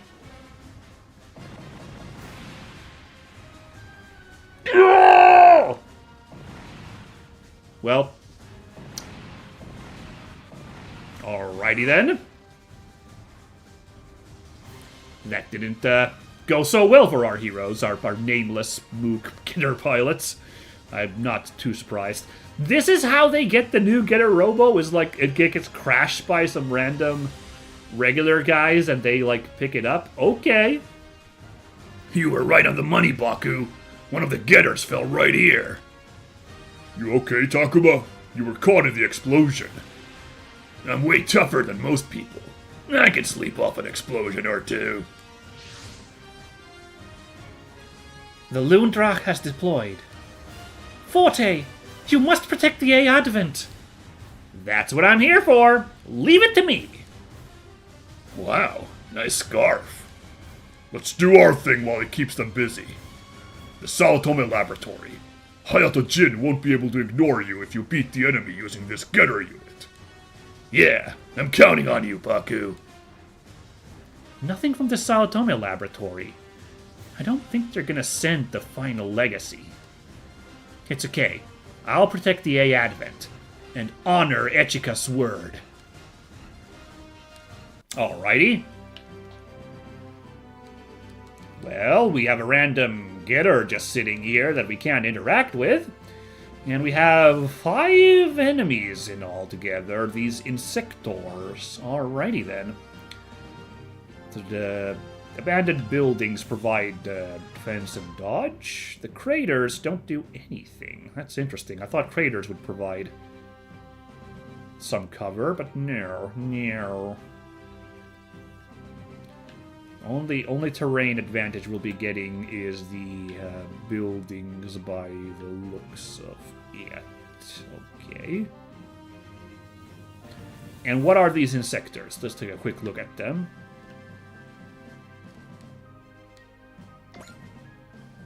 Nothing going on with the mech in terms of abilities. They are from Getter Robo Arc. Alright. Not a lot of info on them. Alright, that's fine. I haven't seen Getter Robo Arc, so might as well keep the mystery for me. The pilot is the thing itself. Alright. They got a potential. That's a bit of a problem. Okay. And their specialties are spear throw and sword. That's... yeah, okay. Lads might be a problem. You need to start closing it here, but oh man.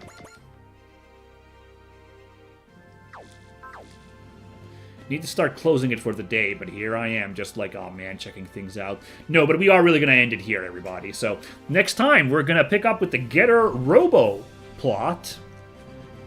We're gonna see what happens when we take on these Insectors. Yeah, they're just called Insectors, okay. And we'll see if this downed Getter Robo over here does anything. Can't really tell what that guy... Is that supposed to be Getter G? I can't quite tell. Or Getter... Yeah, Getter Dragon, whatever it is. I don't know. I have no idea.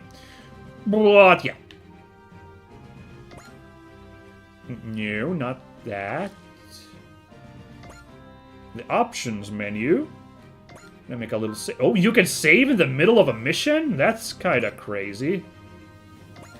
See, normally you can only make a quick save in the middle of a mission, which, like, you can boot up from the main menu, and, like, it's, like, only a quick save that deletes itself once you boot that up. So this that's surprising. Alright. Anyway. Let's go to the title screen, because every time you close and go to the title screen, you get a nice, like, little ending skit that's fully voiced. And that's a fun way to end the stream. So, before we get to that, I'll just sum up here. This was great. I'm super jazzed to be playing this again, or playing the series again. I'm super jazzed to be able to be streaming it for you folks again. So, I really hope you guys enjoyed watching this. We'll see how much I do this, how often, because this will probably be eating up a ton of my time, and I'd like to stream some other stuff as well. So we'll see how I can schedule streams to mix things up and do something else on the occasion. But this is going to be my forever project for a while, and it looks delightful based on this today's opening stream. So I really hope you guys look forward to seeing where we go with all of this as well. I'm like really pumped to see. Like, it was so fun today, just that opening mission with all the like little intricate like references to the series and how they're mixed up together. The tantalizing stuff about the war between Lelouch and Char, that was so crazy. And, like, you know, having Zero and Wu Fei pop up, very, very fun. So, yeah, I'm gonna enjoy this, I'm pretty sure. So, let's close it off with a little skit here.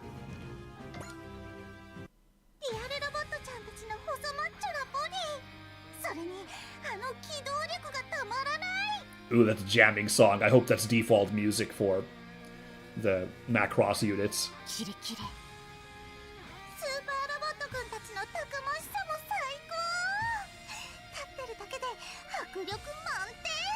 Hell yeah. Oh, such a good song.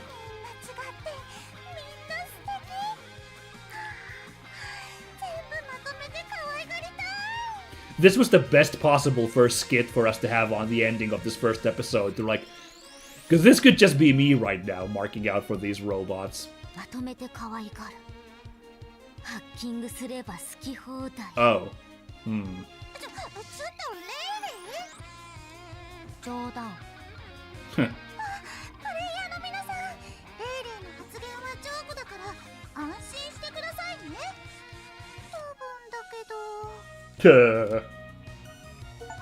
Delightful. I got an even a Chivo for watching a skit. Very good. Alright, that's been Super Robot Wars. It's been great. Thank you so much. Have a nice rest of the day. Catch you later, everybody.